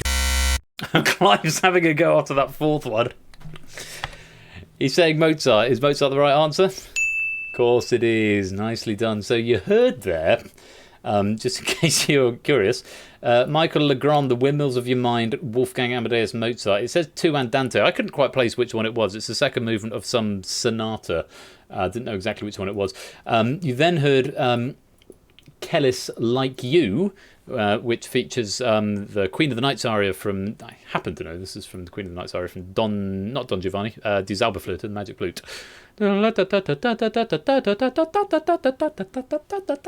Top F, big fun.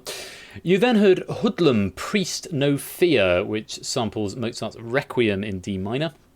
And then Bus Driver, Me Time with the Pulmonary Palimpsest. I'm reading YouTube links here, is what's going on here. And that featured Mozart's Rondo alla Turca, which is from his piano sonata in A, K331, the last movement, the alla Turca. I played that. I won a competition playing that piece, fun fact, when I was 16. The Mozart Sonatas round of the Derby Arts Festival, age 16, playing that piece of music. Fun fact for you that no one asked, and now you're being told. Well done, Clive. 10 points. Let's reset the podium. So, one more category for this. Here is category number 5. TV themes. Get your bids in.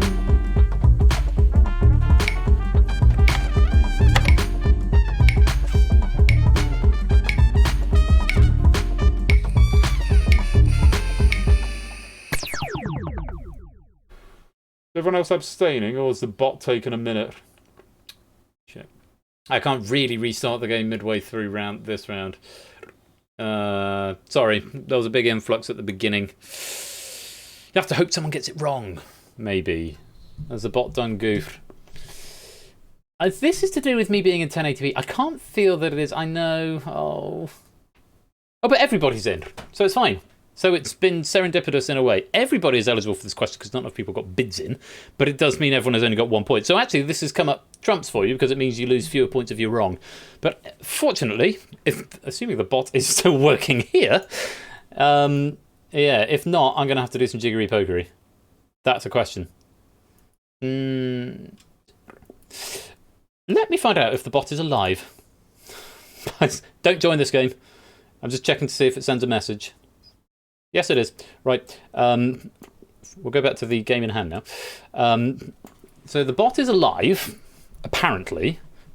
So it just means if you wanted to bid but didn't get one in, because everyone is eligible, which is very fortunate in a way, you won't lose as many points if you're wrong, but everyone can still get 10 if you're right. It just means no one gets any bonuses if someone gets it wrong. Okay? Okay. Right. I can't change your bid. At this time, Matt, no, I can't change the bids. That's not something I can do manually. I can the only overriding thing, I can change scores, but I can't change bids for individual rounds. So, yeah, 8 Minky was hoping to get another 5 points and play off the failure here. But how's that strategy working out for you so far, Ape? No, you won't change the bid. That's the problem with, say, with this round and round 4. As soon as you start changing bids, it becomes very, very messy. You got 5. It becomes very, very finicky and messy and fiddly. because of how the game works. So, anyway, fingers on buzzers, everybody, and fingers crossed that the bot is going to work. Here comes question number 5. Who connects these 4 TV shows?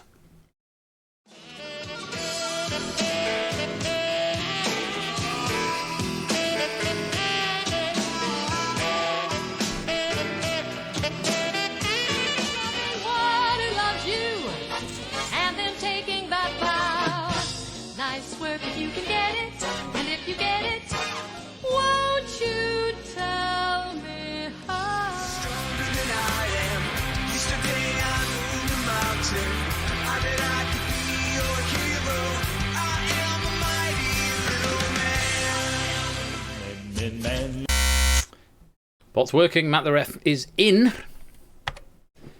He's saying to me, sabotage. Is sabotage the right... I don't think it's just sabotaging the question, Matt the ref. It's not the right answer. It's Chuck Lorre. So you heard Roseanne, on which Chuck Lorre was an executive producer. You then heard Sybil, on which Chuck Lorre was a producer. And then Young Sheldon, for which he was a producer. And then you finally heard 2.5 Men, for which he is a producer. So Matt, throwing himself on his sword there, is going to lose some points. No one else is going to gain points because everyone was eligible. Matt throwing the question, that's how the game works. But it does mean he does lose points. It might only be 1. But it does mean that nobody else can get any. So, -1 for Matt, sabotaging the round. That is the end of the round. It's been an unorthodox round, certainly, but hugely entertaining. Let's see what the scores are at the end of round 2.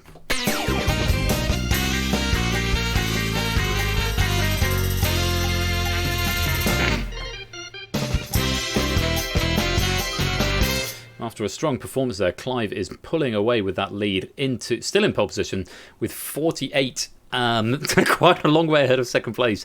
Theory of Game Gliding overall with 14. Procyon has got 12. Mogler's got 11. Samson's got 10. Cetra's got 9. Puzzledan's got 8.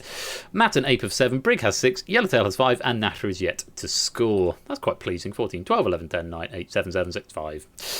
Very much in the middle, but all of that can change because we've got 3 more rounds to go. Starting with... Taboo, Ape, Clive, Ape is requesting you take your lunch break now. Taboo, name something that fits a given category, for example, capital cities in Asia. Whisper 1 answer only to Persephone's Twitch bot. You score 10 if you give me a unique correct answer, and answers given by 2, 3, 4, 5 or more players score 6, 4, 2 and 0 points respectively. No points, of course, if the answer doesn't fit the category. There's 5 questions in the round and a maximum of 50 available. I need to go to the next page. So, no bidding in this round. Fingers on buzzers. Here comes question. Can you share? Here comes question number 1. Whispering to the bot. Name an element of the periodic table which has a single letter chemical symbol. I need the name of the element, not the symbol itself. I will not condone the symbol itself.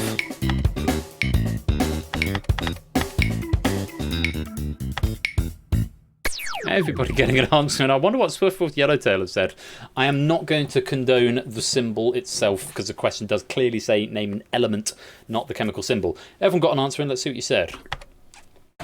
Yeah, would have been right as well, Yellowtail. Iodine was an answer. Hydrogen, potassium, tungsten, oxygen, yttrium, potassium, helium, tungsten, vanadium, oxygen, hydrogen. I can see at a glance that 0, 6, 10 and 11 are incorrect. 0... Why is 0 wrong? Did you spell it wrong? Actually, have you missed hydrogen off your list? Let me have a look. Chemical symbol. I'm pretty sure hydrogen is just H, isn't it? Yeah, it's H. And somehow, yeah, Ash maybe missed it off the list. That's also, you can blame me for that, for not double checking. But yeah, hydrogen is absolutely a correct answer. So, Clive, I'm going to remove you from the elimination list. Likewise, 11, Natter. You said hydrogen, that's also correct. Typist error, we can call that. But unfortunately, it's this round where I can catch stuff and override them. So 6 and 10, helium is HE, I'm afraid, Puzzle Dan. And iodine, but is not iodine itself. You've given me the letters, unfortunately. Puzzle Dan and Yellowtail, no points. And yes, Ash is in chat to be able to confirm things if necessary. So everyone else has got a correct answer. Well done to you. Let's go through them and award some points. So looks like we've only got 2 hydrogens, given the fact that I had to manually take them off the list. So Clive and Natter. Natter getting off the mark. Nicely done. H for hydrogen is a correct answer. Shared 2 ways, 6 points. Potassium is a correct answer. Theory of Game has said that, as has Cetra. Anybody else? No, just the 2 players. Theory of Game and Cetra sharing potassium. 6 points. Tungsten. 2 people saying tungsten. Procyon Catane, podium number 2. And Matler F, podium number 7. Again, just shared the 2 ways. No one else saying tungsten. 6 points. Again, 2 people saying oxygen. Mogra on podium number 3. And Brig on podium number 9. Shared 2 ways. 6 points. And yttrium and vanadium are both unique and both correct answers. So podium number 4, podium number 8. Well done, Samster and 8Minky. 10 points each. So correct answers you could have had there: boron, carbon, fluorine, iodine, potassium, nitrogen, oxygen, phosphorus, sulfur, uranium, vanadium, tungsten, and yttrium. All would have been correct answers. Let's reset the podiums.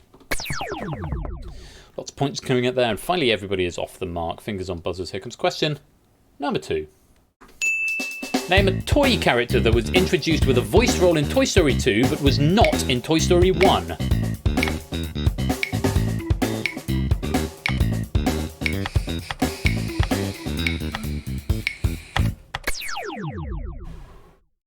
Yellowtail and Natter not quite getting an answer in time there. Let's see what you said. That's a line from The Escape Artist. Barbie, Prospector, Jessie, Bo Peep, Squawker, Pig, Squeaky, Prospector, Pete, and Bo Peep. The computer is telling me everyone apart from podium 3 is wrong. So, Barbie. I've got Tour Guide Barbie. I'm going to defer to Ash on this one. Barbie is good. Ash is letting Barbie go. Lovely stuff. So, podium 0 is correct. Podium 1 is correct. Okay. Prospector. Prospector is fine. I'm going to condone Prospector.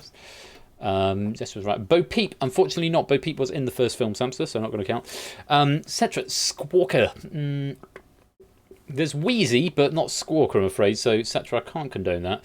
Pig, I'm not sure what Pig is supposed to be. If there's Ham, who was also in the first film. Squeaky, again, you might be thinking of Wheezy, Matt the Ref, so I'm not going to have that. Prospector Pete was fine, and Bo Peep, again, was in the first film. Brig, bother. So, unfortunately, for quite a few players there, that is going to be podiums 4, 5, 6, 7, 8, 9, 10, and 11. Bo Peep, Squawker, Pig, Squeaky. Hang on, 8.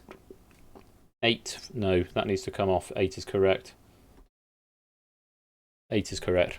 So, 4, 5, 6, 7, 9, 10, 11. 4, 5, 6, 7, 9, 10, 11. Yes. Unfortunately for you guys, no points. Everyone else, though? Getting in. I am a sad, strange little man, and you have my pity. Farewell. Barbie is correct. Tour Guide Barbie, we'll let you have that. That is just shared the 2 ways. Podium 0 and podium 1. That is going to be 6 points. Prospector or Prospector Pete or Stinky Pete. Podium 2, podium 8. Again, shared 2 ways. 6 points. And Jessie, the only unique answer of the round. 10 points to you. Mogra, nicely done. Answers you could have had there: Jessie, Bullseye, Stinky Pete the Prospector, Utility Belt Buzz Lightyear, Evil Emperor Zurg, Tour Guide Barbie, Rock'em Sock'em Robot, Mrs. Potato Head, and Wheezy the Penguin. Let's reset. Toy name and the box, Prospector Pete. So it's okay. Yeah, Prospector Pete, Stinky Pete. There were a few options that Ash put on his original Google Docs document that didn't make it into the JSON version, but that's fine because I can condone this round manually. Let's reset the podiums. Fingers on buzzers then. Here comes question number 3. Name one of the top 10 largest European countries by land area inside of Europe, excluding dependent territories.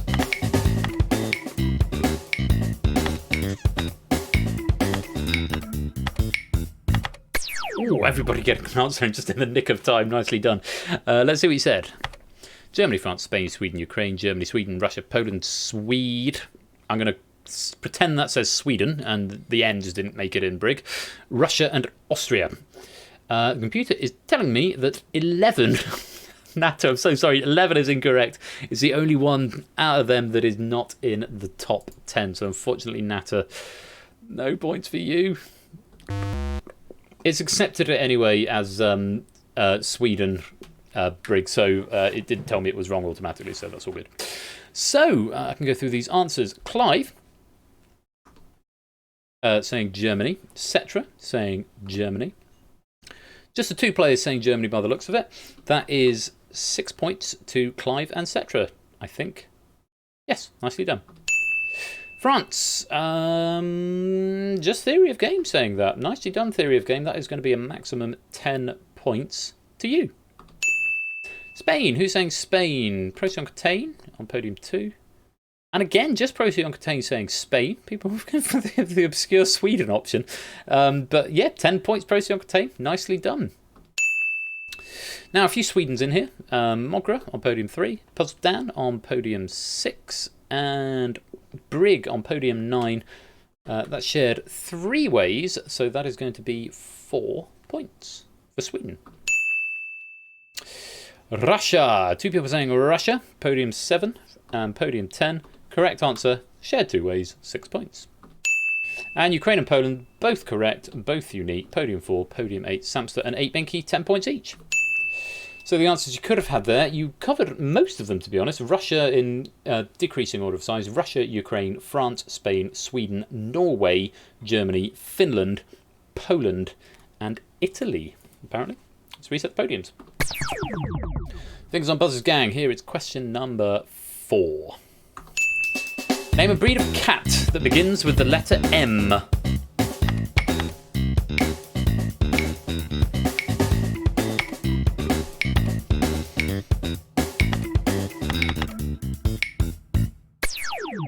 Nine out of 12 attempting that one. Let's see what they said.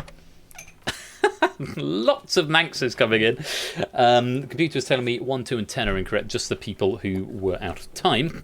So everyone who answered is right. However, we've got so many Manxes. 1, 2, 3, 4, 5, 6 Manxes, unfortunately.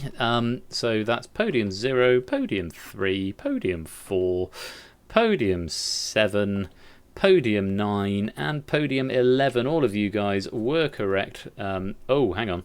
Yes, I've added you to the list of incorrect answers, so I'm afraid you're going to get no points. Hopefully this won't break. No points. Yes, that's just the Manxes. Good. Maltese. 2 people saying Maltese. Puzzle Dan and 8 Minky. Podium 6 and podium 8 shared 2 ways. That is going to be 6 points each. Nicely done. And only Cetra going with Maine Coon. Very well played there, Cetra. You're getting yourself 10 points. Answers you could have had. Mountain lion isn't really a breed. Okay, forgive my pronunciation. Machbagrul, Mandalan jaguar, Margay, Marbled, Marlot, Maine Coon, Maltese, Manx, Mekong bobtail, Mexican hairless, miniature, minskin, minuet, modern Siamese, moggy, and munchkin. Speaking of cats, one of my cats has just made an appearance and started singing at me. Let's reset the podiums. One more question in this taboo round from Ash the Bash. Fingers on buzzers. Here is question number 5. Give the name of one of the top 10 stock exchanges in the world based on market capitalization value at the end of 2019.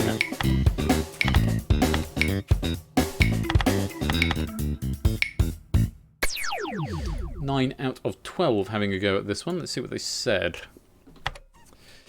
Nissi, Nikkei, Bors, Nasdaq, FTSE, Nissi, Hang Seng, Nasdaq. This is a bit of a finicky question. So the computer is telling me that all 12 are incorrect. So I'm not quite sure why that is. In fact, I know exactly why that is. It's because the full answer that has been given is New York Stock Exchange space open parentheses NYSE close parentheses. And funnily enough, nobody put that. So let me go through these one at a time and condone these manually. That one's the Nasdaq. Okay, fine. I've got to remove people from the list. NISEI is not coming up as an initialism or an acronym, whichever one it is. If it was supposed to be the New York Stock Exchange, that's not how it's been spelt. So we're going to have NYSE is correct. Nikkei is not correct. Bourse is not correct. The Nasdaq, though spelt incorrect... Oh, no, it is correct. It's with an S. Nasdaq is fine. The FTSE, you would have thought, Matt, and I thought the FTSE would have been there as well, but it's not, apparently. The NYSE, yes, that is correct, 8 Minky, so that can stay. The Hang Seng. There's the SEHK, Brig, but the Hang Seng is not there, I'm afraid. And the Nasdaq, again, we can have the Nasdaq. FTSE is an index, not a stock exchange. So most people there not getting any points, unfortunately. Bad luck. Piss. I didn't flag the right thing. Theory of game, I need to remember that you have got points. And why is Nikki been flagged? Hang on, let me fix that in a minute. Nikki is wrong, so that needs to go. Bourse is wrong, so that needs to go. And Samster, I've not... Okay, I should probably check my stuff before pressing the button. So, Nissi, we decided was wrong, so Clive, that's no points on there. I should have done this one at a time. So, NYSE, Theory of Game, I will manually add on the points afterwards, but now I just need to go through and double check. So there are only NYSE from Theory of Game and 8 Minky, and Nasdaq from Yellowtail and Samster. So 8 Minky and Yellowtail, you're going to get 6 points, and Theory of Game and Samster, I will manually add on 6 points after the fact. Apologies for that. That's an oversight on my part. That was a big whoops from me. But 8 and 10, Nasdaq and NYSE, 6 points. Samster and Theory of Game, I will add your points on in just a second. The answers you could have had: the New York Stock Exchange, the NYSE, the National Association of Securities Dealers quotations, automated quotations, the Nasdaq, and then the JPX, the Japan Stock Exchange, the LSE, the London Stock Exchange, the SSE, the Shanghai Stock Exchange, the SEHK, the Hong Kong Stock Exchange, EEA, the Euronext, SZSE, the Shenzhen Stock Exchange, Toronto Stock Exchange, TSX, and the Bombay Stock Exchange, BSE. So, that's your question on stock exchanges. Theory of Game and Samster, I'm going to give you 6 extra points. Unfortunately, actually, can I do that now? Yes, I can. Somehow. Hang on, how do I do that? Manually adjust player score. Add this value, 6. Podium position to adjust, 1. There we go. Podium position to adjust, 4. Add 6. There we go. Right, the magic has happened. Apologies it wasn't all automated. Let's see what the scores are at the end of round 3.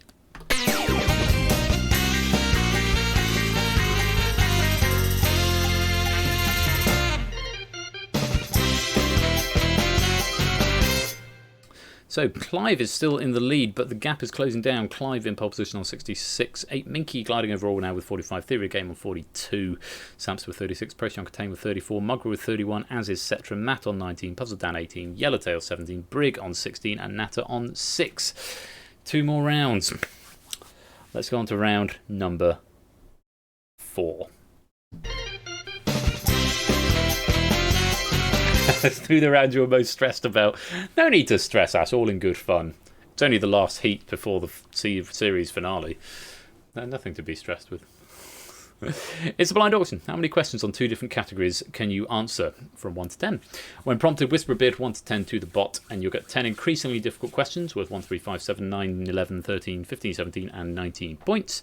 Don't answer if you don't want to try the current question, because tactically you can choose to wait for more valuable points later on, because once you've achieved your bid, you bank your points and are frozen out of the rest of the round.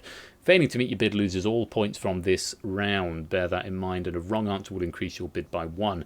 Too many incorrect answers may make it impossible for you to bank your points. There are 10 questions in the round and a maximum of 100 available. Hello, egg fried cheese. So do bid carefully. You can artificially increase your bid after the fact. If you bid less than 1 or more than 10, it won't be processed. And if you don't get another bid in, or if you don't vote at all, then you will automatically be assigned a bid of 1. So round of bidding first of all. I need to get another drink because I'm absolutely parched. Fingers on buzzers. How many questions can you answer on these 2 categories for round 4? The categories are war and peace. I'm going to get a drink.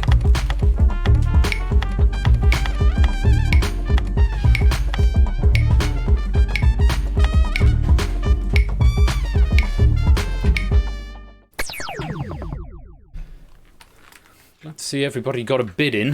The questions do get more difficult as they go up. I probably should have mentioned that before. Procyon Contain bidding for 7, which is very optimistic bidding here.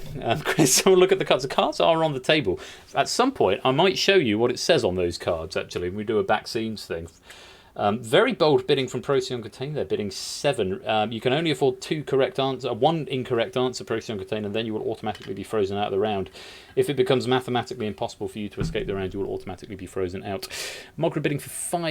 Samster and Clive both going for 4. Cetra going for 4. Natter and Brig both going for 6. Big bids there. Puzzle down on 3. Yellowtail on 2. Samster 4. Theory of Game 2. 8 Minky 3. Clive on 4. So lots of variety. Google that boundary break. Am I drunk in No, I haven't. Can't possibly. No, I probably have drunk a whole bottle of Prosecco. Over the course of an evening. Not in one sitting. That would be, madness. Right, we're going to respect the ballsiness from Procyon Contain on podium number 4. But remember, Procyon Contain, as soon as it is mathematically impossible for you to bank your points, then you are frozen out the rest of the round. There are 10 questions remaining. Question number 1 is worth 1 point. Remember, if you've only bid low, it's only worth 1 point. Once you've got your bid, you cannot answer any more questions. Fingers on buzzers and the best of luck. Here comes question number 1. Infinity War is the subtitle to a film for what superhero team?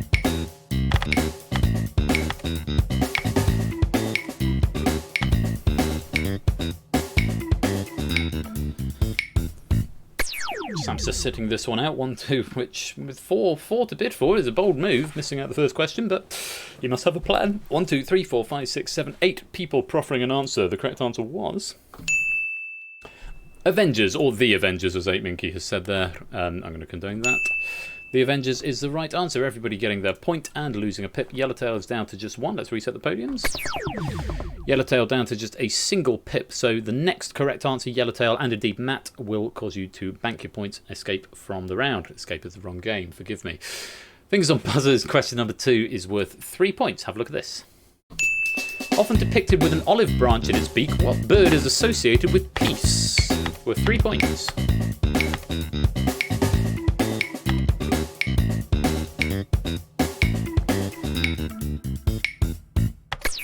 Cetra just trying it hard to right at the end there. 9 out of 12 having a go at this. Let's see what they said. It's the dove. Yes, everybody getting the correct answer there who tried it. And Matt the ref is actually banking out with that question. 3 points. He's happy with that. And off he pops. Matt, you're frozen out the rest of the round, but you've banked your points safely. 3 points. Let's reset the podiums. Yellowtail still just 1 away. 8 Minky now just 1 away. Clive, Theory of Game, Puzzle Dan, Cetra all 2 away. Fingers on buzzers. Question number 3 is worth 5 points. There are 8 questions remaining. Have a look at this. Which encyclopedia has had lame edit wars on topics such as Baltimore, WWE No Mercy, and British Rail Class 142, 153, 313, among others?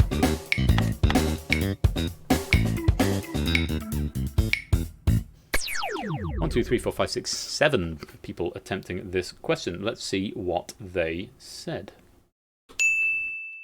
Wikipedia was the right answer. Everybody, Yellowtail actually banking out 6 points there. Well done, Yellowtail. You've got 6 points for the round and are frozen out for the rest of the round.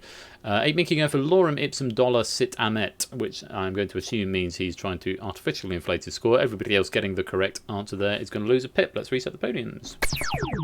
From 8 Minky, who's going to gain 1, going back up to 2. Clive, Theory of Game, just 1 away. 8 Minky, Cetra, Puzzle Dan, you're 2 away. 7 questions remaining. Question number 4 is worth 7 points. Take a look at this. What city features in the name of a peace treaty signed roughly 4 months after the Battle of Waterloo?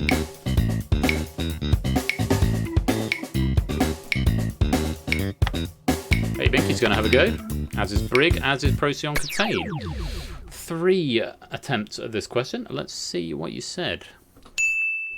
It's Paris. Paris, not Versailles. Treaty of Versailles was, I think, from the First World War, Brig. I might be wrong on that. But Paris, Procyon Contain, and 8 Minky both getting the right answer. 8 Minky actually banking out his points on that question. Yes, it was the Treaty of Paris. I thought Paris, but not confident. Yeah, you've got to be confident if you're gonna bank out Theory of Game. And more questions, more points. So 8 Minky is going to bank out his points. Brig Bother is going to earn an extra pip. Let's reset the podiums. Brig going up to 4. No, 8 Minky had already lost a pip because he went up to 2. Now he's back to 1. Sorry, I'm confusing myself. All of the top row are 1 question away from banking their points. Clive, Ape, and Theory of Game all just need 1 question. Cetra and Puzzle Dan needing 2. Briggs pushed himself back up to 4, as does Natter, also needing 4. Samster, Procyon, Contain, and Mogra all needing 3. We're up to question number 5. There are 6 questions remaining, and this one is worth 9. 7 different treaters. I didn't know that, David, but it doesn't surprise me. Here comes question number 5. It's worth 9 points. What is the name of the Bay Thoroughbred that is the main focus of a film directed by Steven Spielberg in 2011?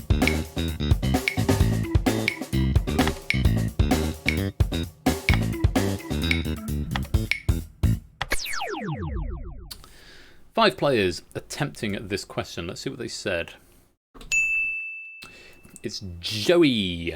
Joey, I have a feeling, and Ash will be able to confirm this, that the film in question is Warhorse, which I've not seen, though my wife and stepson have, and they rate it quite highly.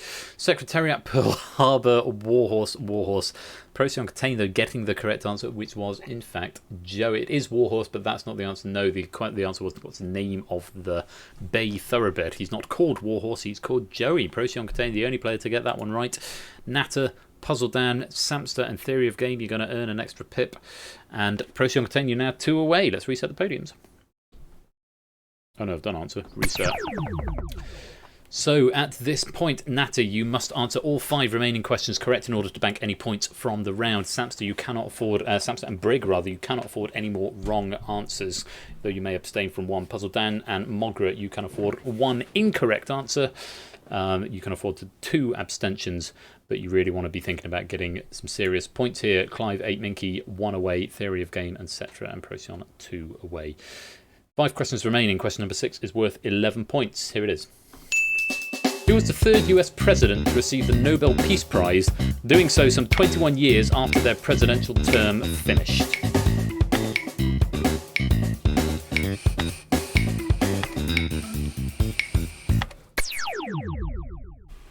Eleventh hour.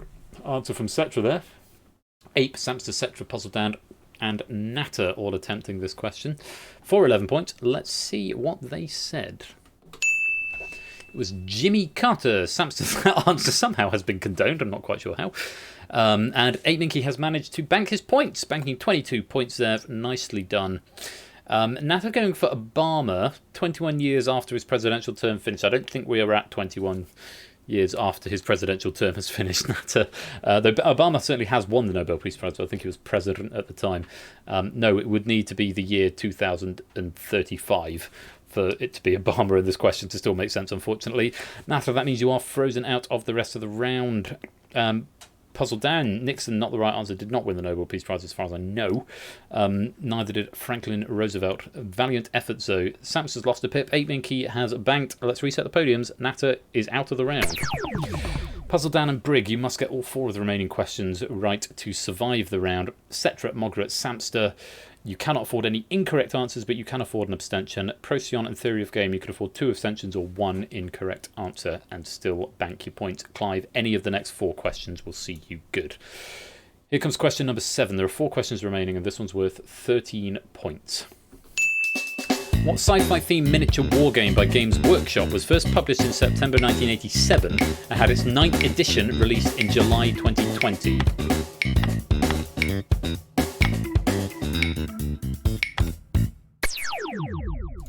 Six players attempting this question, including our 2 most at-risk players, Brig and Puzzle Dan. Let's see what they said. Warhammer, or Warhammer 40k, is the official answer. Warhammer has not been condoned neither. Warhammer 40,000, Briggs, I'm going to condone. Ash, I'm going to look to you. Is Warhammer acceptable? Warhammer on its own is technically different. I'm going to condone Briggs while you make a decision, because that is certainly Warhammer 40,000. So I'm going to give that. Sci-fi was a key word there. And be generous and sweet and kind, please. Warhammer is medievalish fantasy, and it does say sci-fi, so I think that is... He's going to throw it back to me. Based on the fact that you said sci-fi in the question, I didn't know this, but looking at your notes here, Correct Warhammer 40k, except Warhammer 40,000. However, Warhammer on its own is not good enough. The 40k, 40,000 is necessary to differentiate. So the fact that in your notes, Ash, you said Warhammer is not good enough on its own, I got to go with what your notes say. So you decided that before the moral pressure of having the community ask you to condone it was on you. Before Ash had that pressure, he did say Warhammer on its own is not enough. So unfortunately, Clive, Samster, Puzzledan and Mogra Warhammer is an incorrect answer. And it does mean, Samster, Mogra and Puzzledan, you can no longer bank your points out from the round and you're frozen out. Let's reset the podiums. Ooh. Ow. Lots of people going out there. Theory of Game is 1 away. Clive needs 2 of the next 3, as does Procyon. Cetra and Brig need all 3 of the next 3. The very best of luck to you. Here comes question number 8. It's worth 15 points. Which green-coloured Futurama character is advised to smoke peace pipe and you must do it peacefully, only to then choke on the smoke of the peace pipe? Speaking of...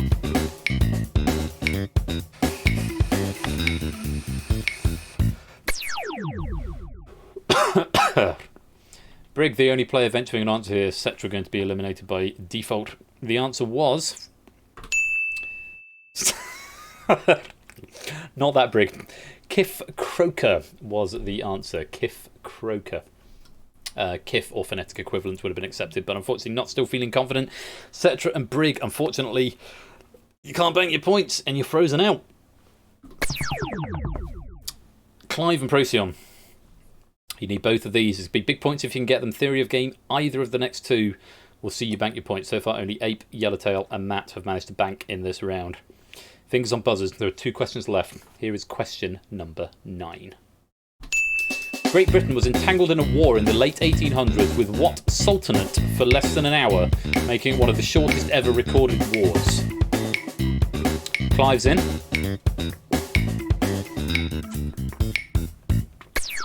Procyon is going to be eliminated by default and will be frozen out, not banking any points from the round. Theory of Game has got 1 more question to make good. What did Clive say? He went for Burma. The answer was Zanzibar. I don't know if that is a different country or if it's an earlier... Burma as Myanmar. Myanmar. It's a great effort. Yeah, Ash to confirm. Ash knows that information. I had to Google it. Such is the brain on this guy. Burma is... blood is on his hand. Don't guilt trip him like that. You've got to read the question, Clive. Unfortunately, Clive and Procyon, you are frozen out and cannot bank your points. Let's reset the podiums. Can I check for Procyon's answer?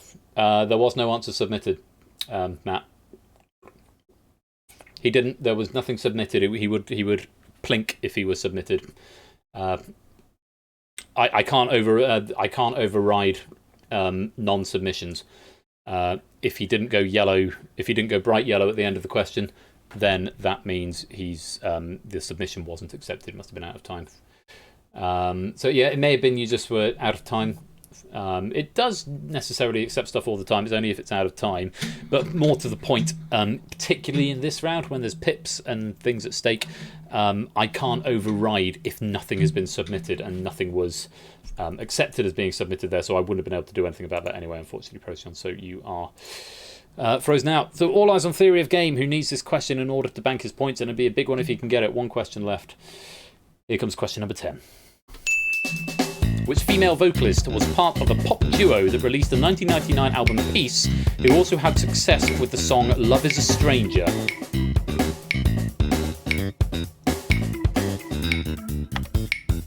Theory of Game is going to have a punt at it. Let's see what he said. Several regrets. This question maybe being one of them. Not the right answer. It was Annie Lennox. Well done if you got that in the chat. 34 points. Them's the breaks. Procyon, I'm sorry, I can't do anything about your internet. Really bad luck with that.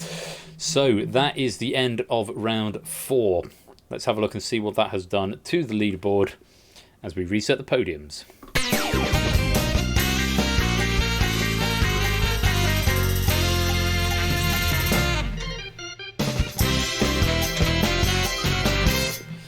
So at the end of round 4, from theory of game down, we know the score here. You're only going to be fighting for pole position, which will be, if you end up in pole position, a reward, but we know that you cannot get to the final. Theory of game 42. Samsa, who's already in the final, so 36. Procyon Contain 34. Valiant First Effort. Mogra 31. Cetra 31. Yellowtail 23. Matt 22. Puzzle Dan 18. Brig Bother 16. And Natter 6. Unfortunately, at this point, you guys cannot reach the final. The top is 188. The Guardian is JPB with 106. Bottom 6, for your information, 133, 130, 116, 112, 109, 106. Clive can obtain a theoretical maximum of 112. 8 Minky, 114. No, that's not right.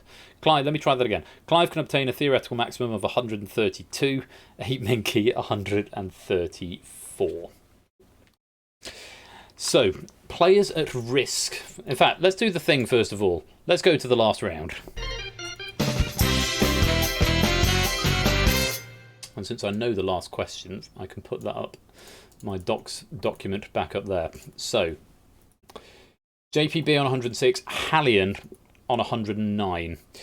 You know how the big finish works. You get one question. You can bid from 10 up to your current score. How many points are you going to bid? If you get it right, you get your bid. If you get it wrong, you lose your bid. You know how it works by now. So, the nuts and bolts of this end. JPB on 106. Hallion on 109. This does mean Dan Peak and upwards, congratulations, you are in the final. That is now guaranteed, owing to the scores of the players in contention. 8 Minky and Clive of Legend are the only two players who can reach the leaderboard at this point. Not to poo-poo everybody else, because of course you're still playing for pole position, so please do bid on this round, apart from Natter, who obviously will be bid a default bid of 10. Yeah. Dan Peak upwards, congratulations, you're in the final. Hallion and JPB are in contention, as are Clive, depending how Clive of Legend and Ape Minky do, who can get a maximum of 132 and 134, respectively. This is the last of the heats, so I have a feeling I know how they're going to play, because there's no further opportunity unless they want to try and play for pole position. Fingers are buzzers. 10 up to your current score. Whispering it to the bot. The category for the big finish is.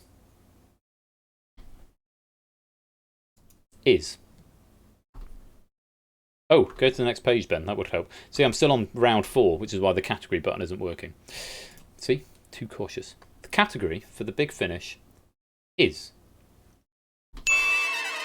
The missing vowels round.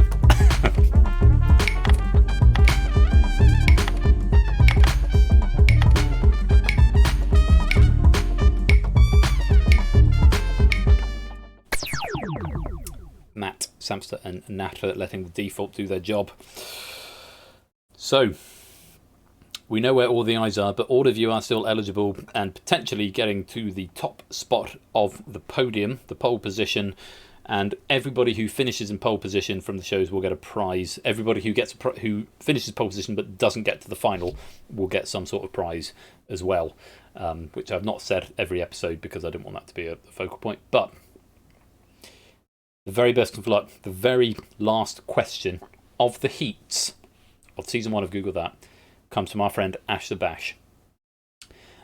The category is the missing vowels round, and the question is this. How many vowels are missing from this question? Clock's on.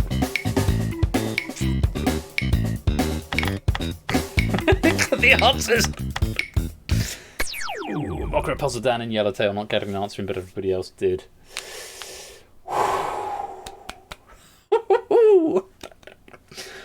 How many vowels are missing from this question? Yeah, try Googling that shit. The answer is 14. O-A-O-E. A-E-I-I-O I-U-E-I-O. In that order. 14 was the answer. What did you all say? Going in reverse order. Natter, currently on 6. Went 16. It's not the right answer. Natter, you're going to lose 10 points. Finishing up on -4. An improvement on last time, though. Certainly, Natter. Thank you very much for playing. I had to count it 50 times. Bless you. Brig, currently on 16. What did you say? You did get 14 in as a correct answer. You're going to double your points up to 32. Puzzle Dan, currently on 18. What did you say? Didn't get an answer in. You're going to lose 10 points, dropping back to 8. Matt the Ref, currently on 22. What did you say? 13, 1 out. You're going to lose 10 points. Yellowtail, currently on 23. What did you say? Didn't get an answer in. Going to lose 10 points. Brig, currently the only player to get the Big Finish question right and currently leading of the players who have answered. Actually 1 point ahead of Cetra, who we're going to come to now. Currently on 31. What did you say, Cetra? 14. Absolutely right. You're going to get just the 10 points, taking you up to 41. Yellowtail would have said 13 anyway. Just made the question longer. Got lock-in times. Yeah. Lock-in times indicated got it roughly at the right level. That was a very well pitched question. Very, very frantic 10 seconds for our players. Mogra is next, currently on 31. Cetra now in the lead of the answer players. What did he say? Didn't get an answer in. Mogra, you're going to lose. All 31, crashing back down to 0, going with what you came with, but we hope you've had a good day. Procyon Contain, currently on 34. What did you say? 14, absolutely right. How many points did you gamble? All 34 of them. New leader at 68. 3 players having got the question right. Samster, we come to you next. The first... Let's end the game now. That's how it works, Procyon. Could do that. Samster currently on 36. Already guaranteed a place in the final. What is he finishing his last game with? Not the right answer. How many points did he gamble? 1 out. Just gambling 10, dropping up to 26. Coming up to Theory of Game. Could start to flirt. No, we can't start to flirt with the reserve list. The reserve list cutoff is 88. But could be going for pole position. Theory of Game currently on 42. Did get the correct answer. How many points did you wager? Just a 10, going up to 52. So 1, 2, 3, 4 out of 10 players so far have got it right. We're coming to the business end of this game. JPB and Hallian are on tenterhooks, whether or not they're here. Clive and 8 Minky are not currently eligible for the final, but all of that could change. Clive is currently on 66. What did he say?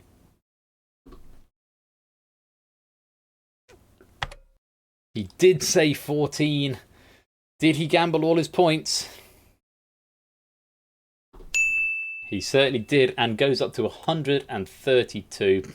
And he says he'll send JPB some delicious rice, because with that, Clive of Legend has knocked JPB out of the leaderboard and jumped into the spot that Carr was in. Carr now up to 133. My only score is how much I love Ashtabashan Royal Flush on the scale of 10. We'll see what that says in a minute, 8 Mickey. Yes, you're 1 behind Carr, but congratulations, Clive. At the 11th hour, you have made it onto the leaderboard, and you are now also in pole position for this game. But I can imagine, Clive. I can imagine. There's one more player. Are you going to have pole position for the match, Clive? Or has 8 Minky taken it off you after just a single podium? 8 Minky currently on 67. Hallian now at risk. And looking over his shoulder. You're on 67. What did you say, 8 Minky? Oh! 8 Minky was 1 out. 1 out, as were a few other people. 13, unfortunately 8, that is not the right answer. And how many points did you wager? It was 56. So what were you going for there? 67 plus 56. I need a calculator to work this out. 67 plus 56. He was going for 1, 2, 3. Or finishing on 11. Oh, Ape. I'm so sorry, but unfortunately that was not the right answer and you've lost your points. So it does mean third place of this game, of this heat theory of game with 52. Procyon Contain is gliding overall. A very, very valiant first appearance, 68 points, finishing in second place. But the winner, with 132 in pole position and snaffling a place, wrestling it out of JPB's hands at the last second in next week's final, with 132, it's Clive of Legend.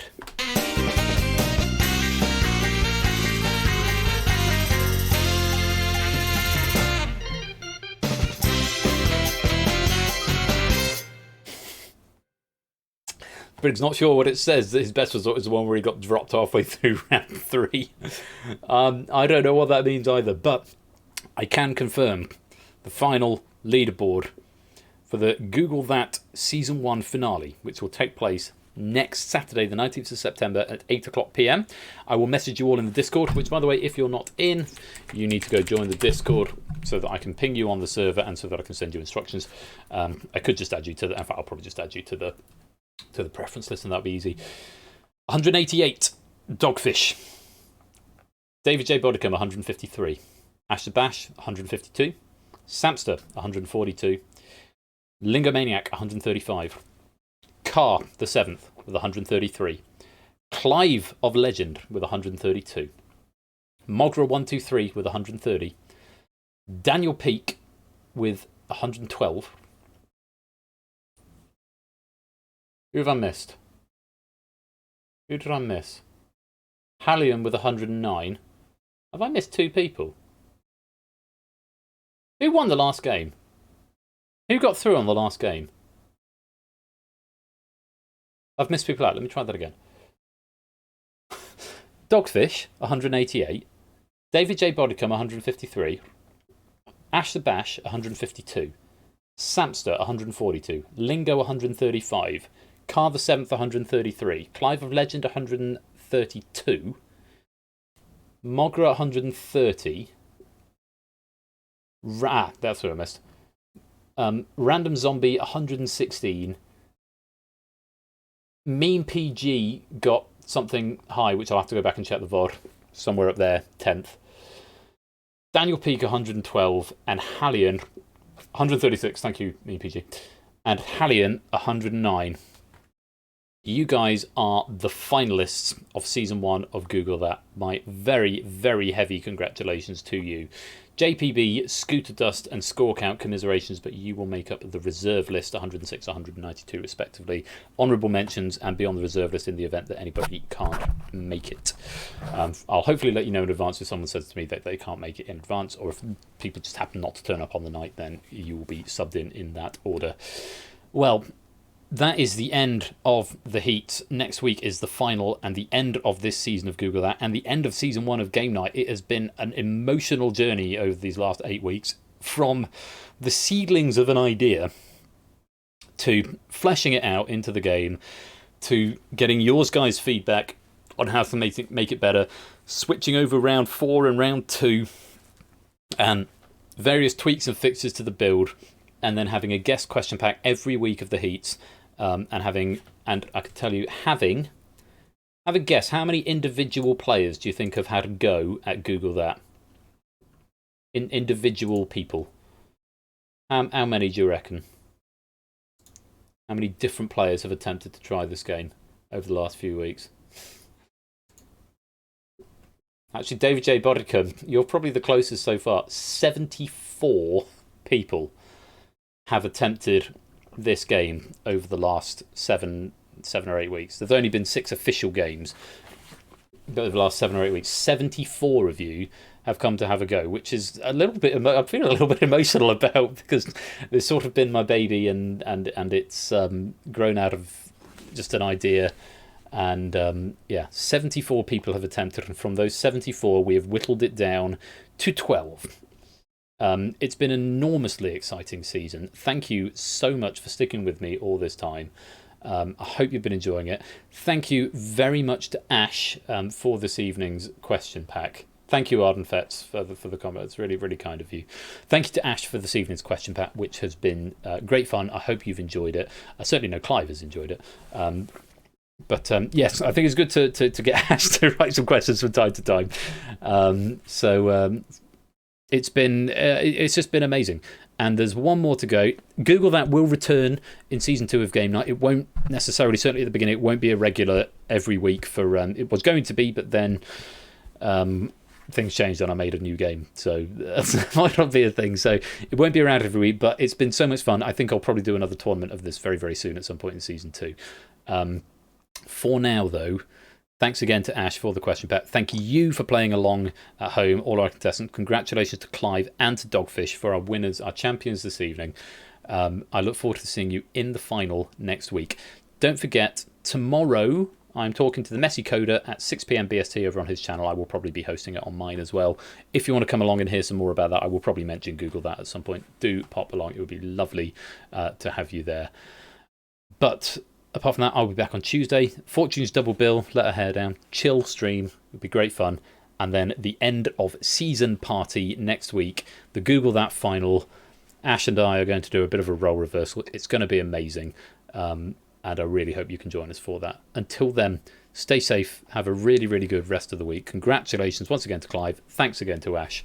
I will see you really soon. I've been Royal Flush. You've been playing Google That. Take care. Peace out. And good night.